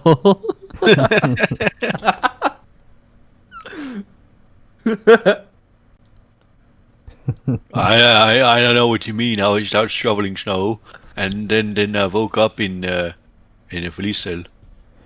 Oh my god, you know what that voice reminded me of? Was, I'm Mr. Frog, I eat the bug. I'm Mr. Thank Frog. you. I ate the bug.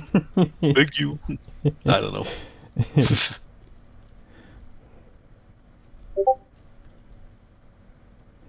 Do you watch Smiling Friends? Nope. Oh, okay, it's pretty good. I like it. I know Mr. Frog though. Yeah, that was my first bit of Smiling Friends content too. I'm Mr. I think the one Frog. I know the most is the one where he goes like, I think we need to get out of here, bud. I don't like the way that this guy talks to us, so we need to cut a lost and run. Yeah. He's a lost cause. Yeah. Hey, look, man. I believe in helping people just as much as you do, but Exactly. believe me, this guy's a lost cause. Yeah, it's something like that. Yeah, that was good. He's like voiced by Mike Stacklasa from Red Letter Media.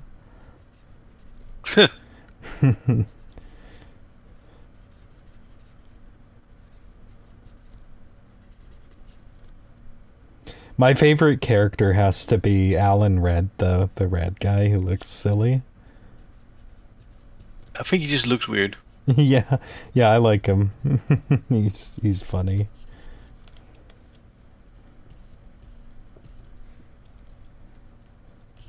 Apparently the bullseye dog from Target is a popular mascot as well. Oh, you're right. I have seen art of the bullseye dog, yeah. For some reason. Have you guys ever seen an Anthro feral snake? I've drawn them, haven't Isn't I? anthropomorph like kind of like an oxymoron? Do you mean like Serpentius from Right. Has Been Hooked No, Up? I see what you mean. I understand what you mean. What do you mean? Do you mean like Serpentius? Where it's kind of like they walk around, but they don't have... Oh, you sent a thing. Okay. Yeah. Oh my goodness. That's interesting. That's funny.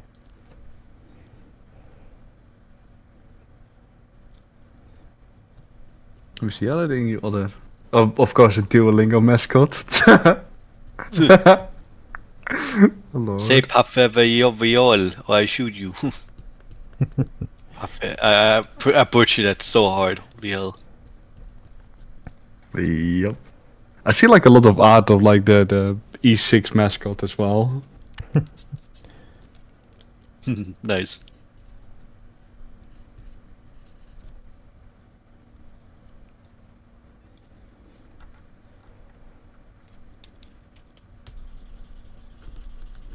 Oh, fuck, what are they called again? From like that new like horror game with like the raccoon in it. Indigo. Oh, Park. I know what it's Rambly. called. Rambly is also like, I mean, he's pretty popular. Oh yeah, he's in like the hot section, popular section on there. With the lion animation as well. Mm-hmm. Which Snecky are you drawing this time around? Nisa, he's my own OC. He looks suave with that hat on. Yep. Is that a Skaven with a bow? Or just a rat? Oh, it's just a rat. That's Okay, one of... just the mask it looks like a Skaven almost. Oh, okay. Yeah, it's one of my other OCs that Rose really likes. Mm-hmm. It's a big ratty. I'm a cat. I'm supposed to like rats. Yep. They look tasty. And I'm a snake, I like cats. Hi. Actually, cats tend to be able to like dodge snakes because Oh, yeah.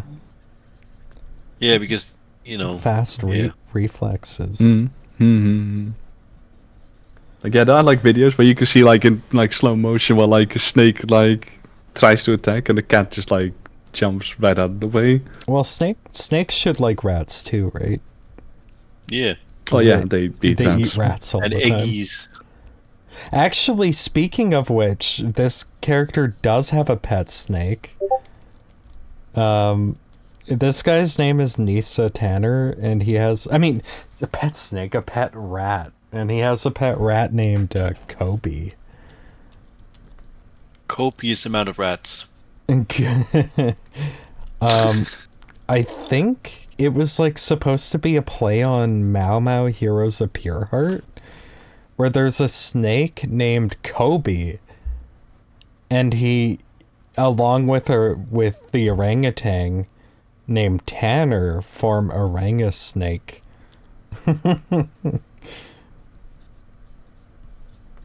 So I just kind of, yeah, I don't know. I used those two names, but I flipped it. So Tanner's the snake, and the snake has a pet rat named Kobe.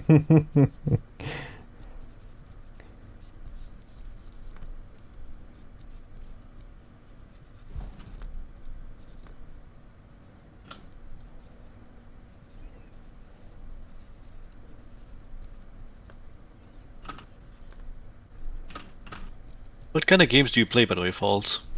Fortnite, rhythm games. I'll play various games with friends. They seem to really like playing horror games. I'm a wimp, so it's probably pretty entertaining to have me play horror games and scream. You don't have a VR headset, do you? No. Yeah, no, so Phasmo is like desktop only. Yeah, just mouse and keyboard with a microphone. Mm-hmm. There's a VR mode in it, though. I know. Yeah. I've got a bunch of friends that like to play it in the VR mode. Goodness, that would be freaky.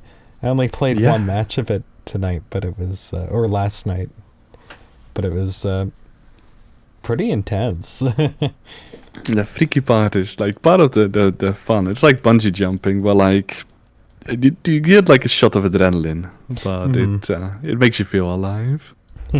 Yeah. Oh, I have to bring up a reference of this guy.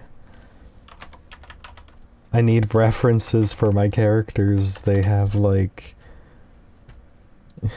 intricate patterns. They're not simple.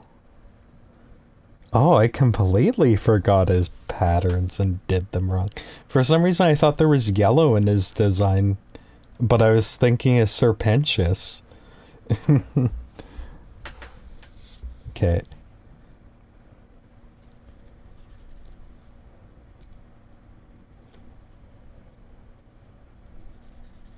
Awesome. Skull. Ah, fuck it. Skull. Skull.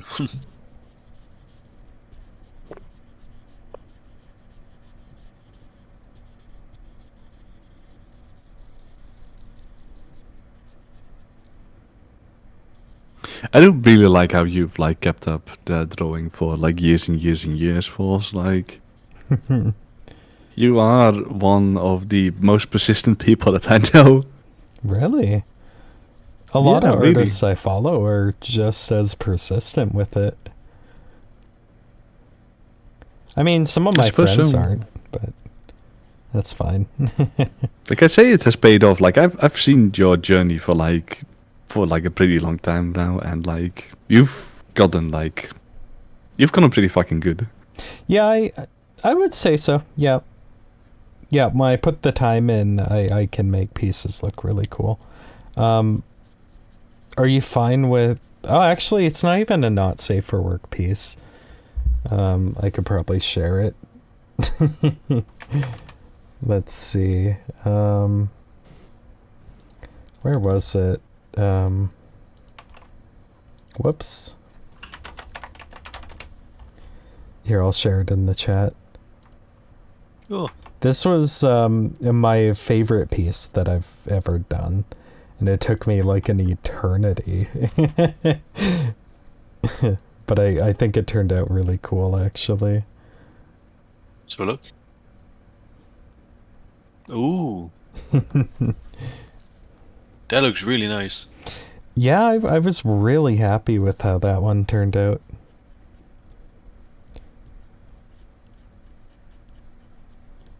So it's like an insectoid almost. Yep. They're like a race of alien I did wasps. see that one. we had an extended conversation about how it was just outside of a mall in a very public setting. Do you remember that conversation? Oh, I yep. do. Yeah. I did draw the character in a prior stream. And that's sort of what I was talking about. This stream's tame compared to that stream.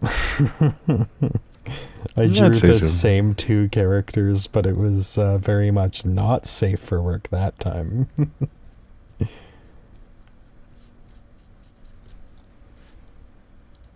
Here, maybe I'll drop it in, but I'll spoiler it. That's usually the etiquette with that sort of thing, right? Yeah. Okay, let's see. Oh no.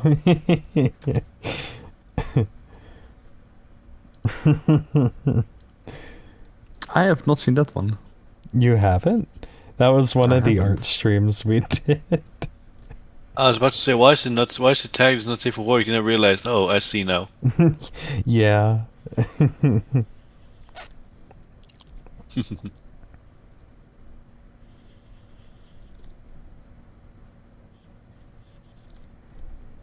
Look at your little pervert robot.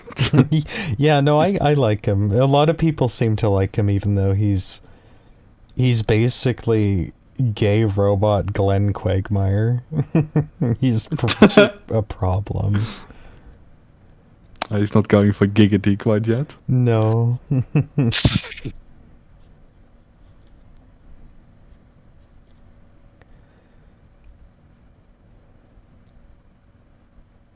I see that bong like in the corner over there.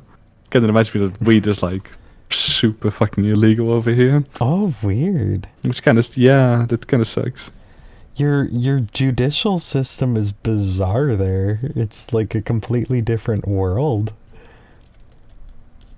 I know. In the Netherlands, it's like well, technically it's not legal. It's the word they use for it is Decriminalized. gedoogd. Oh, Yeah, decriminalized. okay. Interesting. Yeah, no, but you're correct. Like it's not like officially legal, but like you won't go to jail for it. Like you won't get arrested for it. Mm-hmm.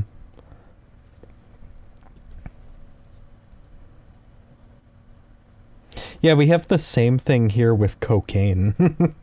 But cocaine, in my opinion, should be illegal because it's not good for you. Aren't you a libertarian? I guess, yeah, technically all of them, I guess they should all be legal. And then we should be legally allowed to defend ourselves. I don't know if I'm libertarian.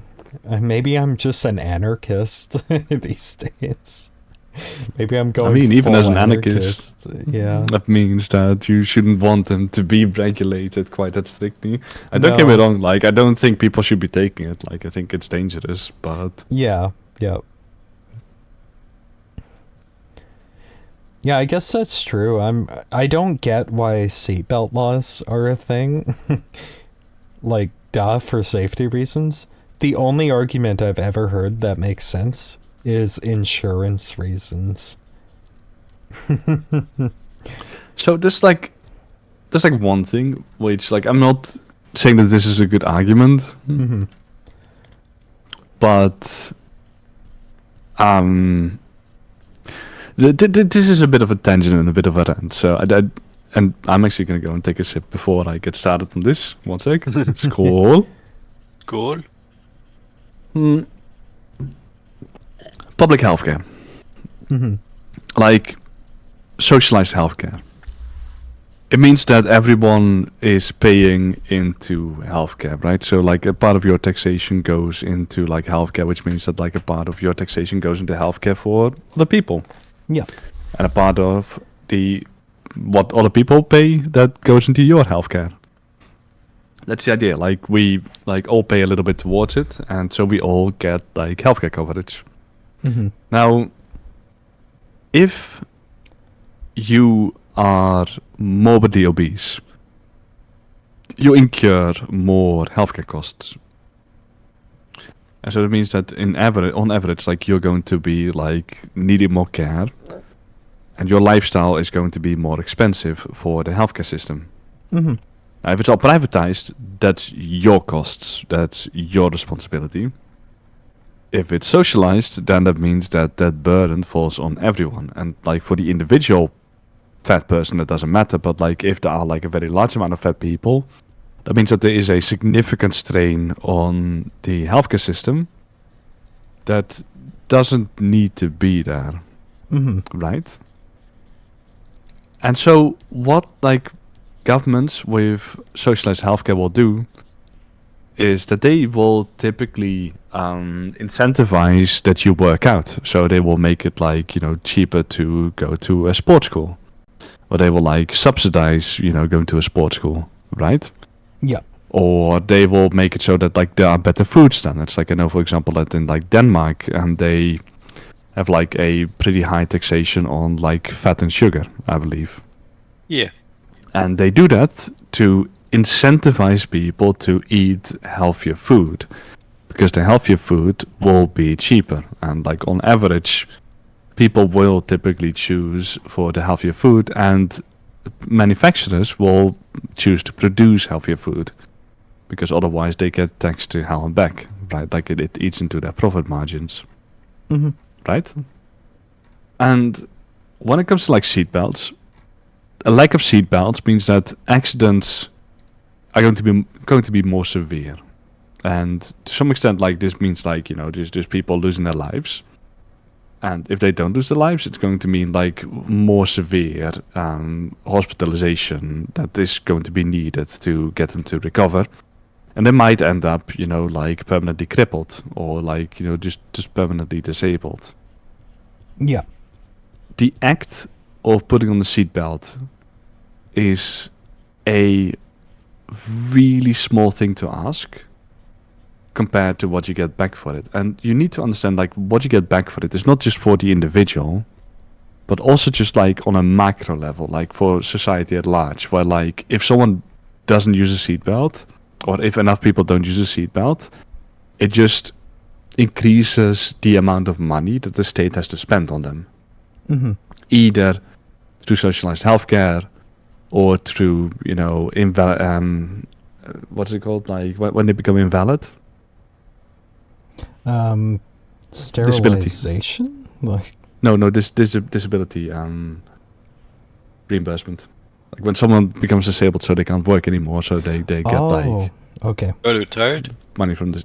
Well, retirement and disability Welfare, are like welfare two state? No, two- not welfare state. different things. Hmm.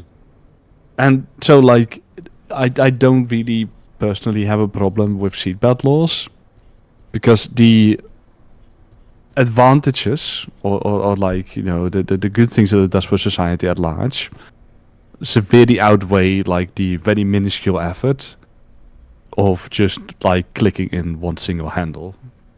Mm-hmm.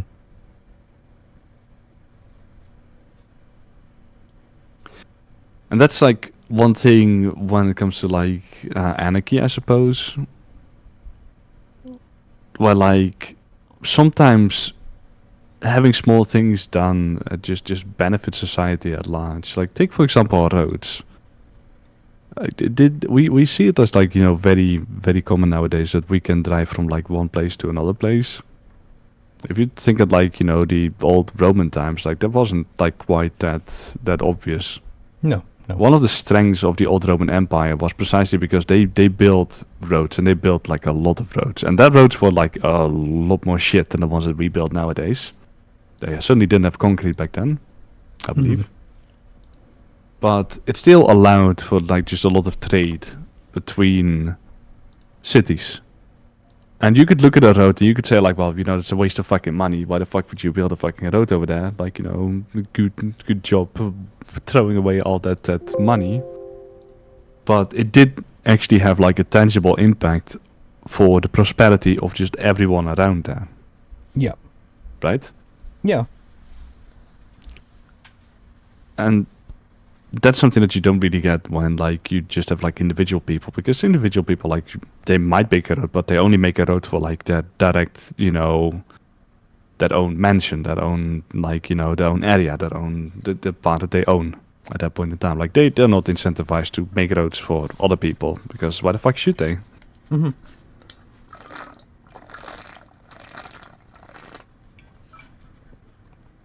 Anyways, I forgot what I was going with this. I like those eyes. Those eyes look so good. Which ones? The one of your snake. I forgot the name. Nisa Tanner. Nisa Tanner. Right, I remember now because like when you said that name, I was like, it sounds like something that Jar Jar Binks would say. Nisa. Nice. Yeah. Yeah. Misa horny. No. Oh my goodness. No. Ironic, he's one of my few ace characters. Actually, he kind of has ace coloring, doesn't he? Purple and grays. I mean, ace doesn't mean that people don't get off, right? No. Like, I know It's more like they're not interested in sex, right? Mm-hmm. Yeah, exactly. Like I know, but you can still get horny, like even if you're ace. Mm-hmm. I know the Just guy isn't that's interesting like that much. really into war, but like just does not care about sex at all. Yeah. Just like does not compute for him. So he considers himself ace, which like 100% because like anything that's down there, like any thing that would be used for fornication has absolutely no meaning for him whatsoever. Mm-hmm. But he still gets horny. He still gets off the stuff. Like he still has a good time. Yeah.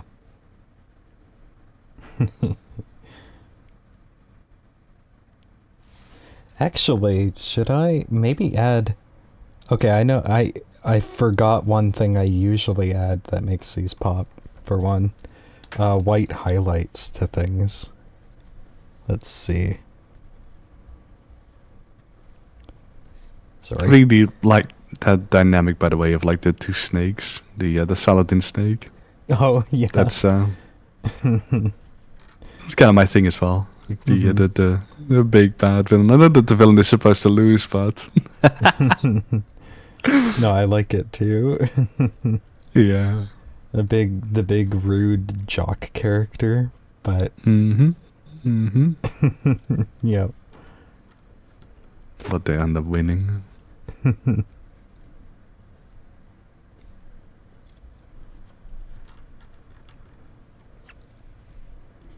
Awesome. School. I decided to draw a lot of snakes today. I'm sorry. Oh, that's fine. No, I have a few snake characters. Technically, there's a snake out of you. Right there.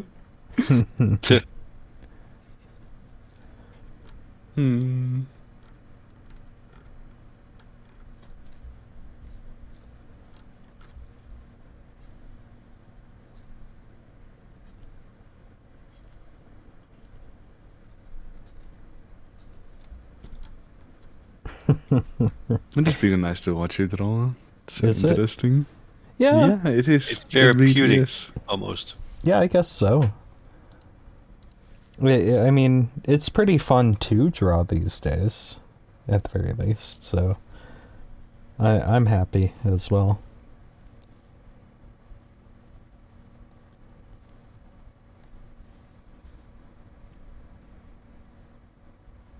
I kind of want to get a commission, like a sticker where Robak is drinking like an energy drink and he's all hyper.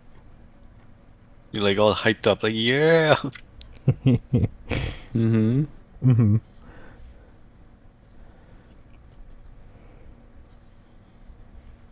But then replace it with a legally distinct Colt.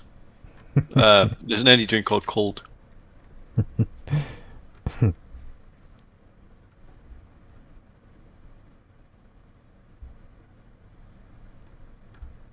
What kind of tablet are you using for this? Oh, I'm using a Huion actually. Huion Canvas 13, but I have a Canvas Pro 24, I think, on the way. I'll be using that from now on. Yeah, it's just one of those ones where you draw it directly on the screen, actually. It's interesting. I used to like That's the other really ones, cool. but I Because like this one now.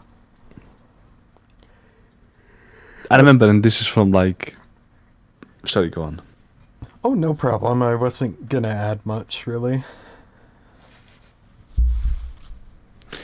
I remember from like a long time ago, like 15 years ago, I think, where like all this kind of stuff was way simpler because like back then digital art wasn't really really a big thing yet, Yeah. and it was just like slowly but surely, starting to gain traction. But like it was difficult to make, like, and you had these drawing tablets, but all of them like they kind of sucked.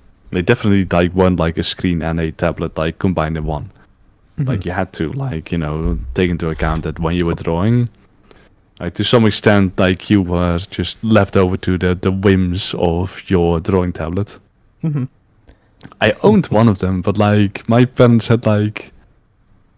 Actually, I think I might have bought that one myself. I think my parents didn't buy that one. I went to like flea markets and I used to like buy cheap shit off of there.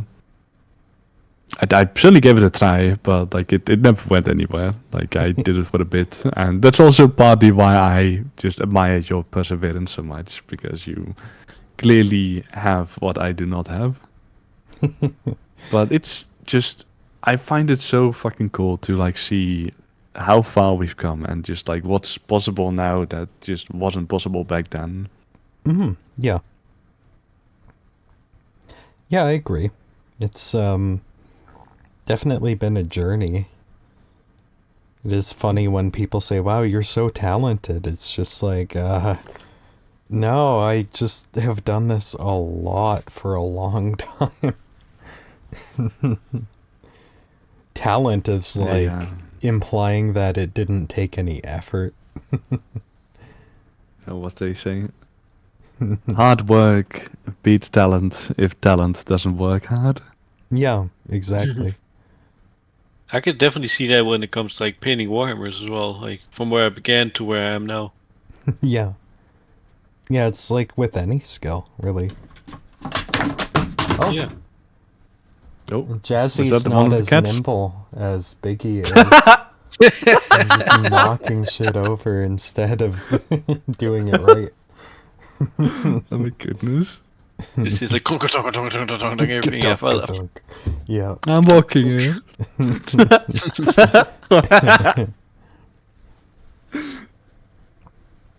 Oh lord. My goodness. I think this'll do it for the drawings, though.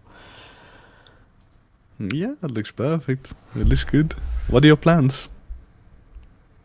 I don't know. It's like probably wrap up soon. It is like 6 in the morning. Oh my. Yeah. Yeah. It's late for you? I've been drinking quite a bit. Yeah, I was gonna brush my teeth and get ready for bed soon-ish. I'd be down to chat for a little bit, though. I'll be around for I'll be around until you are off, so Okay. I'll be right here. Same here. I am running low on my drink, so I think I might actually be back in like just a minute. Oh, I'm sure. gonna go and grab myself a refill. Yeah.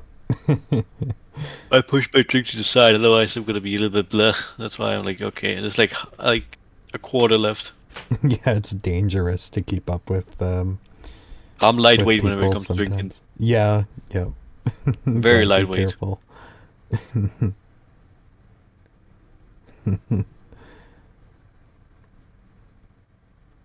No, it's funny that you mentioned snakes, because snakes are one of my favorite animals to draw. They're also one of my favorite animals in general. Yeah, they're cool. Yeah, they're really I guess hanging out with Christians or growing up with Christians, they seem like a really overhated animal because of like biblical connotations, but outside of Christianity, people aren't really that negative about snakes, actually. Yeah, there's something about that, yeah. Yeah, they're usually like a symbol of fertility, a liberty, self-defense, medicine, you know? Oh. A lot of positive things, actually.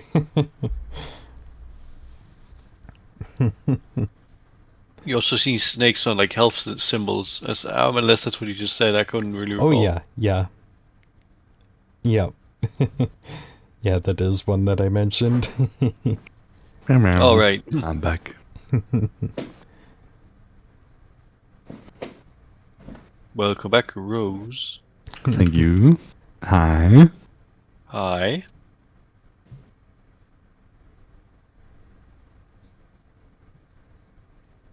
Vad än går det. It goes alright. It goes alright. I certainly cannot complain. Yeah. No, I hear what you're saying. I was raised Christian as well, and it kind of like painted just like a lot of, how you say, like a lot of ways in which like I looked at things initially, and sometimes it's just like it feels so permanent, where like you don't want to look at something a certain way, but like you just. It's just instinct now because it's been like drilled into you since you were like an actual child. Mm-hmm. Yeah, for sure. I've grown up very much like, what's it called? I wouldn't really say we were Christians, but we weren't really like, it wasn't really pushed or forced upon me, if that makes sense. Yeah.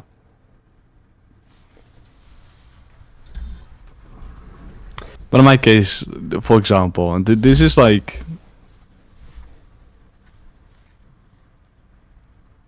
Actually, that's kind of a dumb example. Let me see. I can come up with a better example.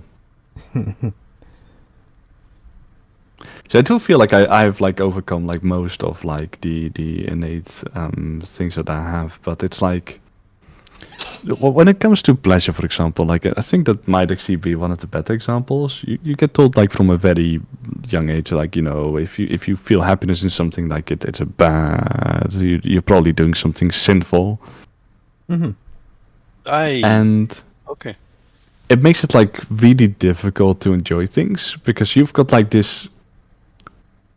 Like even despite the fact that like I haven't been religious for like a decently long time, like for about 5 years right now. Like despite that, the moment that something good happens, there's like this nagging feeling in the back of your head, like, is this okay? Am I allowed to enjoy this? Is this, you know, would I upset other people with this? Like I should just be like allowed to enjoy things. That should be a possibility for me, and it's difficult. Everybody deserves happiness. Well, not everybody, but you know, all three of us in here deserves happiness. Mm-hmm. What do you mean, not everybody? When I say not, when I say everybody, I mean like you know.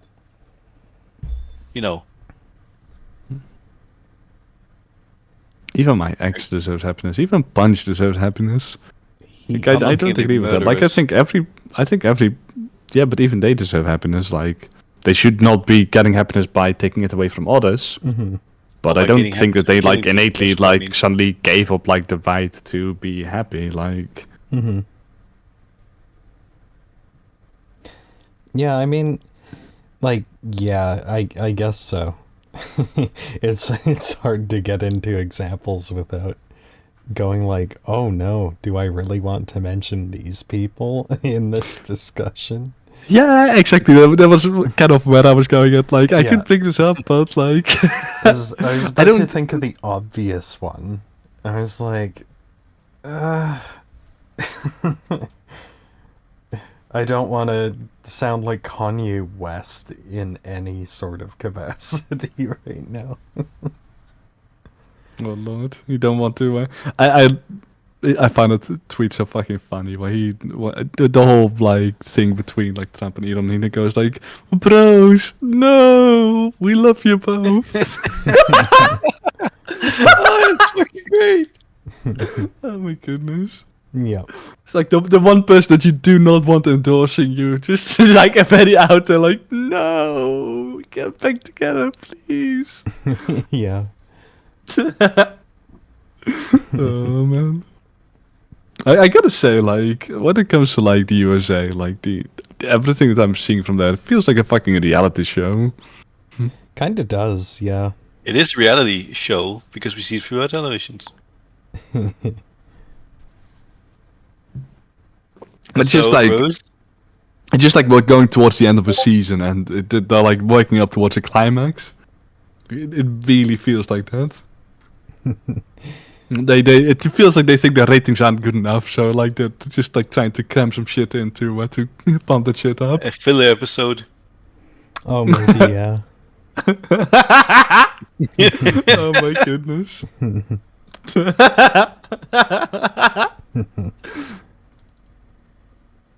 I'm so lonely, so lonely. Nice with the fucking Team America. What police that one? Oh man. But I'm thinking of this one as well. Like, this one is also a good one. I just love the internet reaction to all of this. There's this one. Oh no.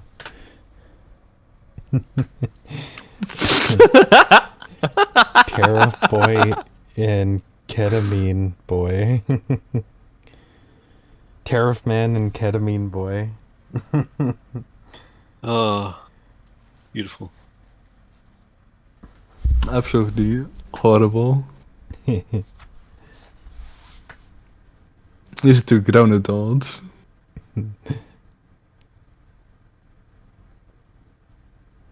I will say, like, for what it's worth, at the very least it's entertaining, even if it's like, you know, undoubtedly going to burn the world down and cause untold harm. It's, at the very least, it is entertaining. Yeah. If the world crashes and burns tomorrow, I'm really quite sad because then I would not have been able to make salmon for Rose. Well, I better make it fast. I can make it right now, but it requires you to drive all the way over here. I could mail it to you. That would probably. I can't we drive like it over like there a all the way. picture. I'm drunk as shit, man. I can't drive. Okay, that's good. Yeah, unless I think if you drive right now, people in Denmark will think, "Who the fuck are you?" Oh, sorry, Swedish. I thought he was Danish with the way he was drunk. Yeah. I probably sound very Danish right now. See? Jeg skal nok se det hele. Det går nok som planlagt. Tror du godt, det hele skal nok gå sådan? Nej. Back again.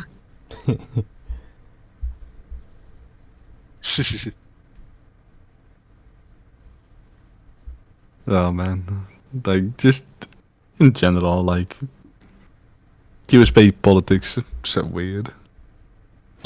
Yeah.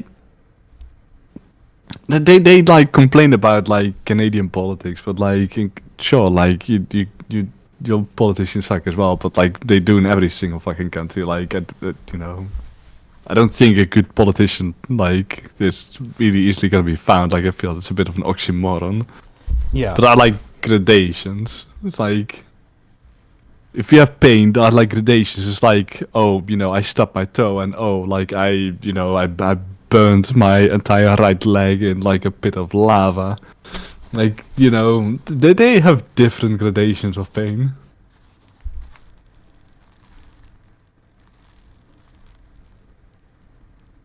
I was reminded of that AI video where it's like those challenges some people did, like YouTube challenges, but it looks so uncannily real. It's crazy. What Like do you those mean? AI videos, like today's challenge: jumping into a lava pool and seeing how long I survive. Let's go, boys! And he jumps. It just looks too uncanny. Sounds like a Mr. Beast video. I think that's what they're parodying.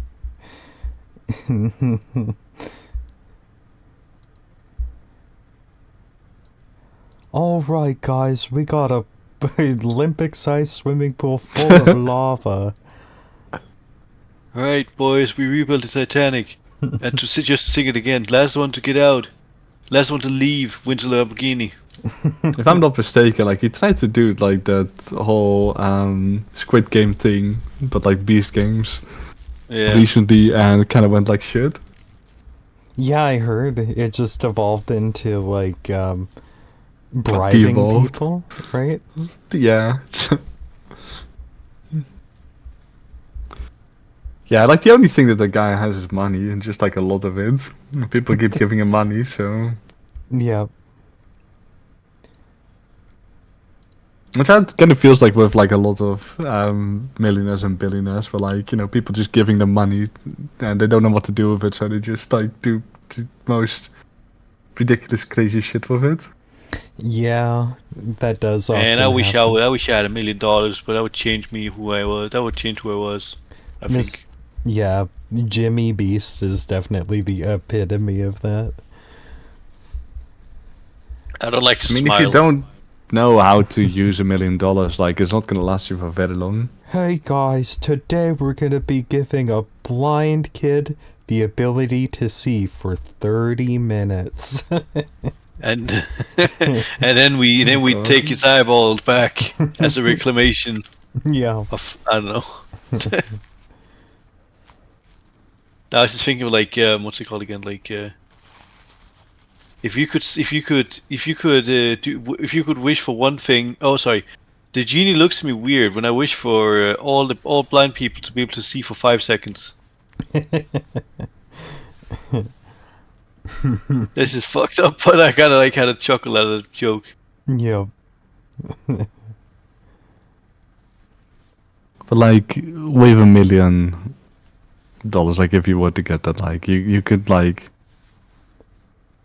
buy a house, but like you still have to pay like taxation of it. You still have to pay like land tax over it. So like even then, like if you don't have a job, it So doesn't today we're help you much. donating. And what like a lot of people do when they like win the lottery is that they like tend to start living like really, really like above their means. Pay grade.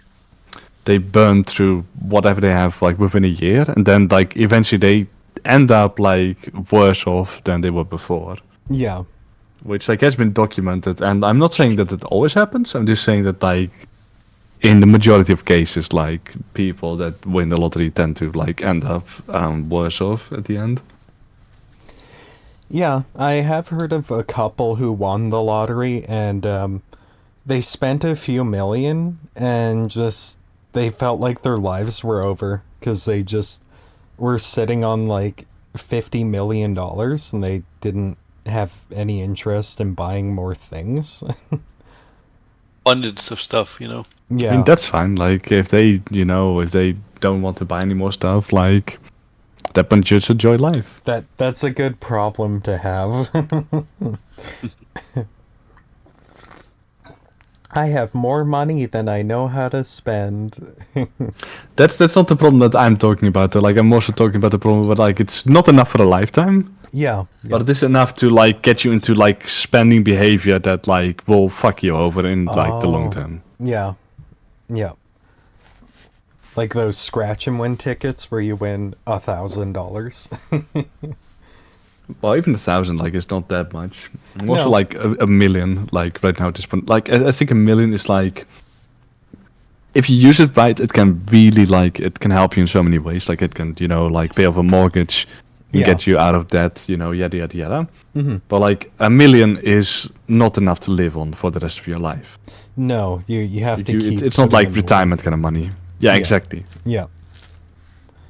And if you spend that $1 million to like go for like a super expensive house and like buy all kinds of like fun stuff, and then like you're a year later and now you suddenly have to like start paying it back, or you have to start paying for like your mortgage, but your mortgage is like stupid fucking expensive Hmm. because you just live in a massive house that you can't pay for because it's way outside of your means. Oh yeah. Yeah, I mean that's a big problem with those sweepstakes things or those giveaways. Like a lot of those people who like go on Oprah and they get a car, they have to give that back because the taxes on it are insane. I'm just reminded of those people like we now have a house for a homeless guy. Nice, but how is he gonna be able to pay for the house Yeah. after like a month or a year, depending? Yeah. Like, are you gonna cover the insurance on that? For the rest of your life. Hmm? Hmm. I'm seeing The some fan art for tax. Smokey the Bear. Oh no, is it hot? Is it fiery? Is it steamy? It's not fiery. We No. built a homeless guy a house off the grid. Oh my god. No Wi-Fi, no 5G. Yeah, that's another thing. Like, I can live off the grid because, like, I work remote, but like for a lot of other people, like, you know, that's actually like a really big issue in like some of like the really big cities, like think like San Francisco and such. Mm-hmm. Well, like they still need like, you know, street sweepers, and they still need like garbage men. Oh, yeah. Like I'm not talking down on those jobs at all, but I'm just saying like those are like typically not like, you know, they don't get paid as much as executives, right? No.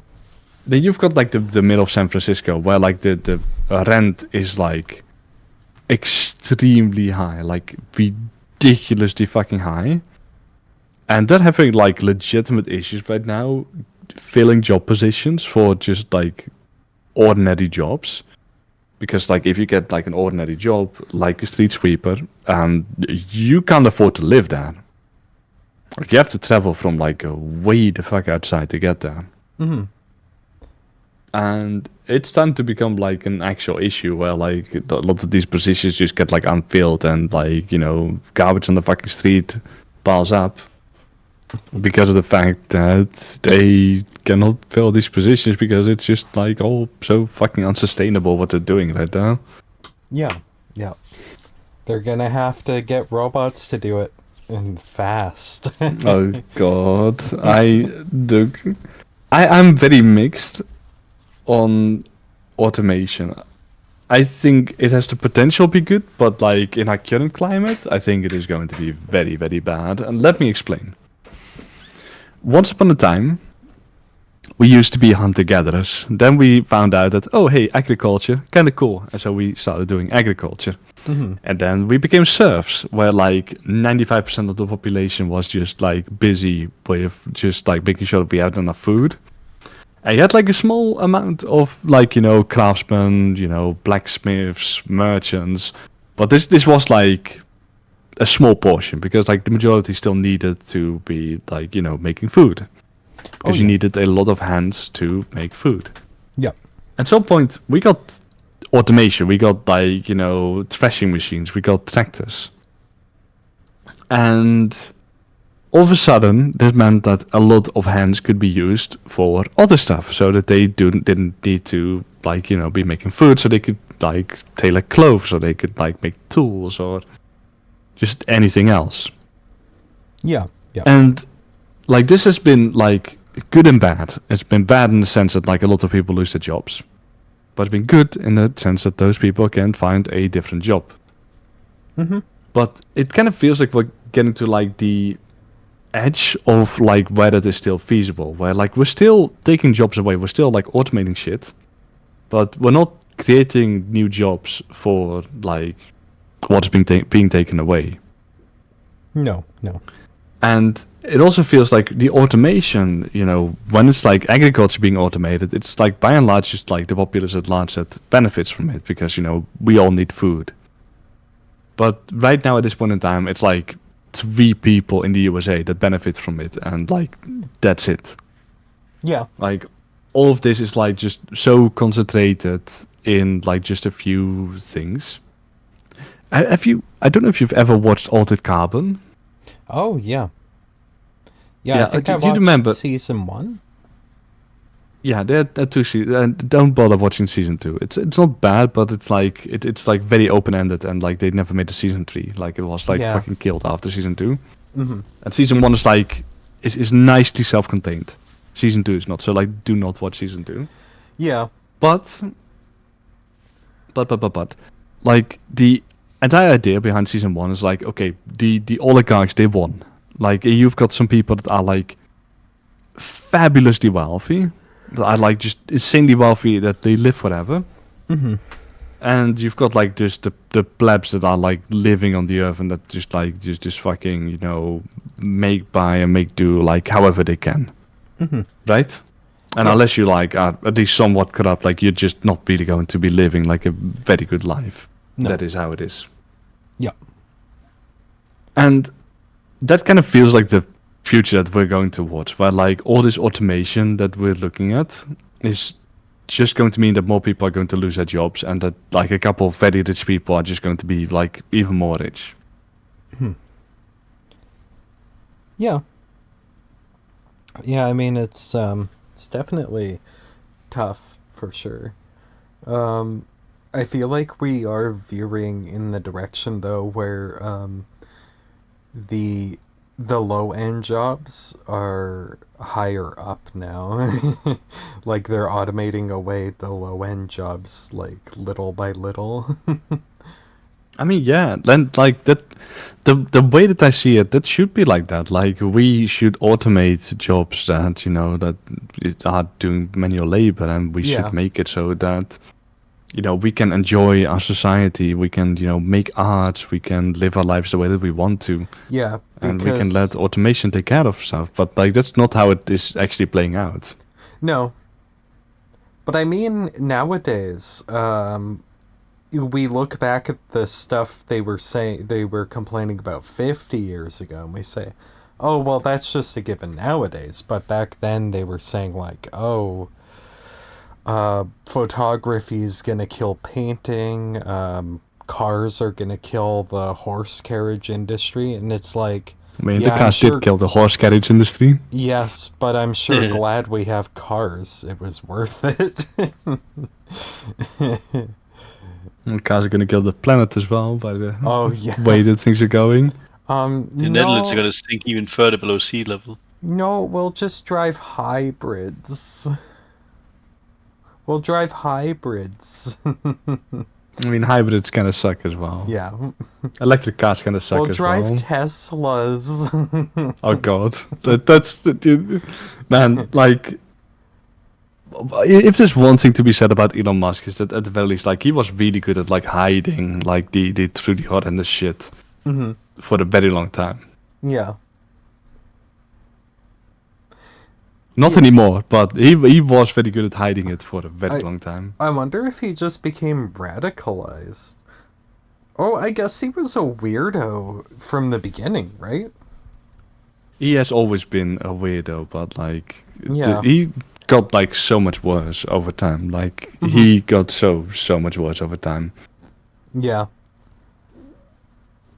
It's like if you look at like stuff from like half a decade ago, it's just like 5-6 years. Like, he was still pretty coherent, and right now like he's just like he's rambling like a madman when he goes on like interviews. I feel like it's probably partly like the ketamine that like makes it that he kind of like outed himself as being what he actually is. Mm-hmm. Don't do drugs, kids. Yeah, quite possible.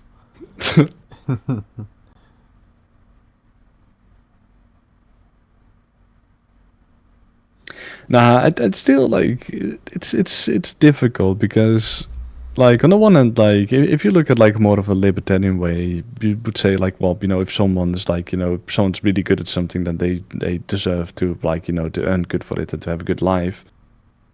But what right now, like at this point in time, where like even if you are very good at something, even if you have like followed a university education, then it's not guaranteed that you will actually get a job with it. Because like No. there just aren't that many jobs left anymore, and we are simultaneously richer and more wealthy than we've ever been in our entire fucking history, in the entirety of human history. And at the same time, like, we still have so many people that are just like barely scraping by. Yeah. I mean, So that's I like think I'm gonna go for a quick walk, but I'm guessing you two are not gonna be here when I return. maybe not. Yeah, I should Maybe. probably go take a shower and wind down and sleep. Yeah. Yeah. But yeah, it's like I don't like corporations. We have so many safety nets for corporations, and CEOs can only fail upwards. Like, CEOs make stupid decisions and all the workers get fired instead of the CEO. Like Thank at you for taking all the AAA money. game studios and stuff. Got the golden Oh, yeah, like parachute. Bobby Yeah, no, I Kotick know what and you all that. mean. Mm-hmm. Yeah, it's dumb.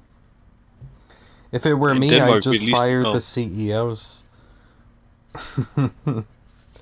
in Denmark we do have a lot of safety nets for the people as well. I'm not sure about CEOs and like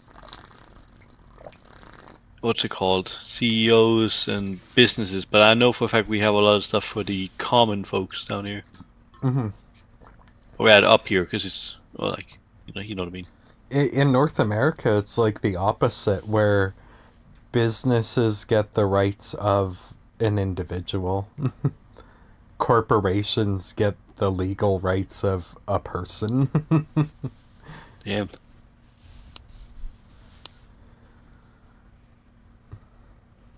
But I think I'm gonna go for a walk, so I'll Okay. talk to you two later. But it was nice hearing from all of you. Yeah, it was fun drawn. It was a nice stream. I'm Thank gonna you. tune in. I subscribed, so Thank you. I can tune into more streams perhaps. It Yeah. was delightful to have you for a bit, Rovek. I hope you have a good time. Goodbye. I Yeah, it hope was nice you having all you. have a wonderful time as well. Yeah. See ya. See ya. Goodness, yeah, I'm getting exhausted though. Yeah, it is late for you. Yeah, that was fun though. It was very fun. Thank Yeah. you for having me. Having me here. Yeah, no problem. The last week was like not ideal, but I Yeah. did really appreciate being here. Hmm. Yeah, I don't know. I've just some weeks are way worse than others. It's just like nothing's working out.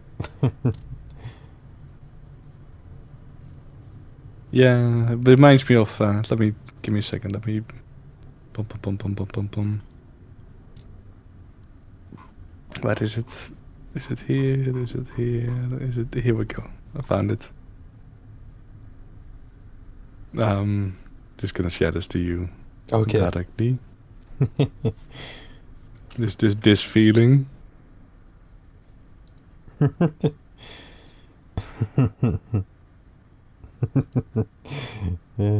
Yeah.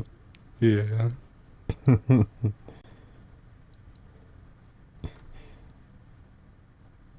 Oh, The fluffy Teddy's kitty. Oh, Teddy's back.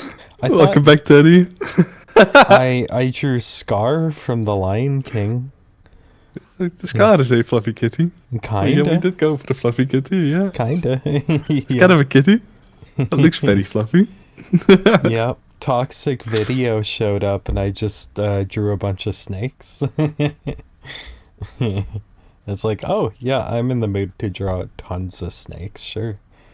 I hope you've had a lovely night, Teddy. Whatever Yeah. part of the day it happens to be there. I was worried I scared you off. Oh. It might have been me. I'm the scary one. Yeah. Yeah. A cute Draw a penguin. There's cute no room left on the board. No, I'm tired. We wrapped up the drawing portion. I'm gonna get ready for bed pretty soon. It's almost like it's 6:30 in the morning here.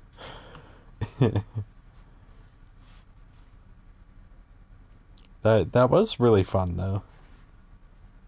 It was nice. It was Yeah. very nice. I enjoyed it. Yeah. Aw, man. I kinda drew a teddy. I kinda drew a fluffy cat too. Did you want snakes? I drew a lot of snakes. 427. Goodness.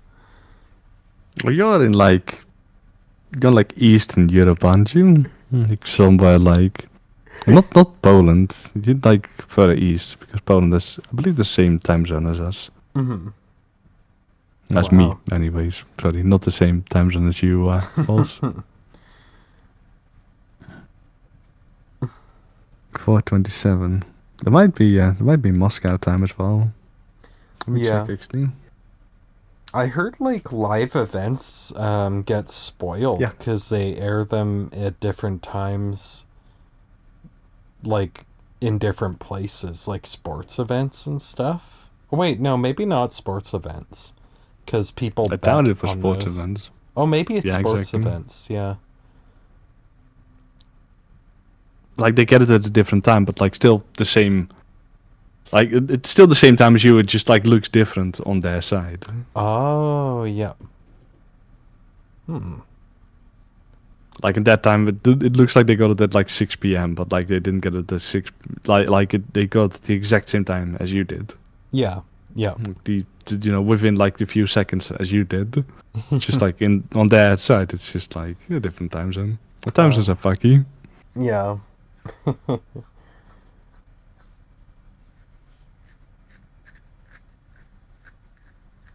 Oh, goodness. Yeah, that was fun though. Do you mind if I wrap up the stream and run off now? Nope, you should do that. I hope that you sleep well. Yeah, you Thank too. you so much for streaming for me for a bit. And I will see you around again soon enough. Sounds Take good. care. Yep, take care. Goodbye. Bye-bye.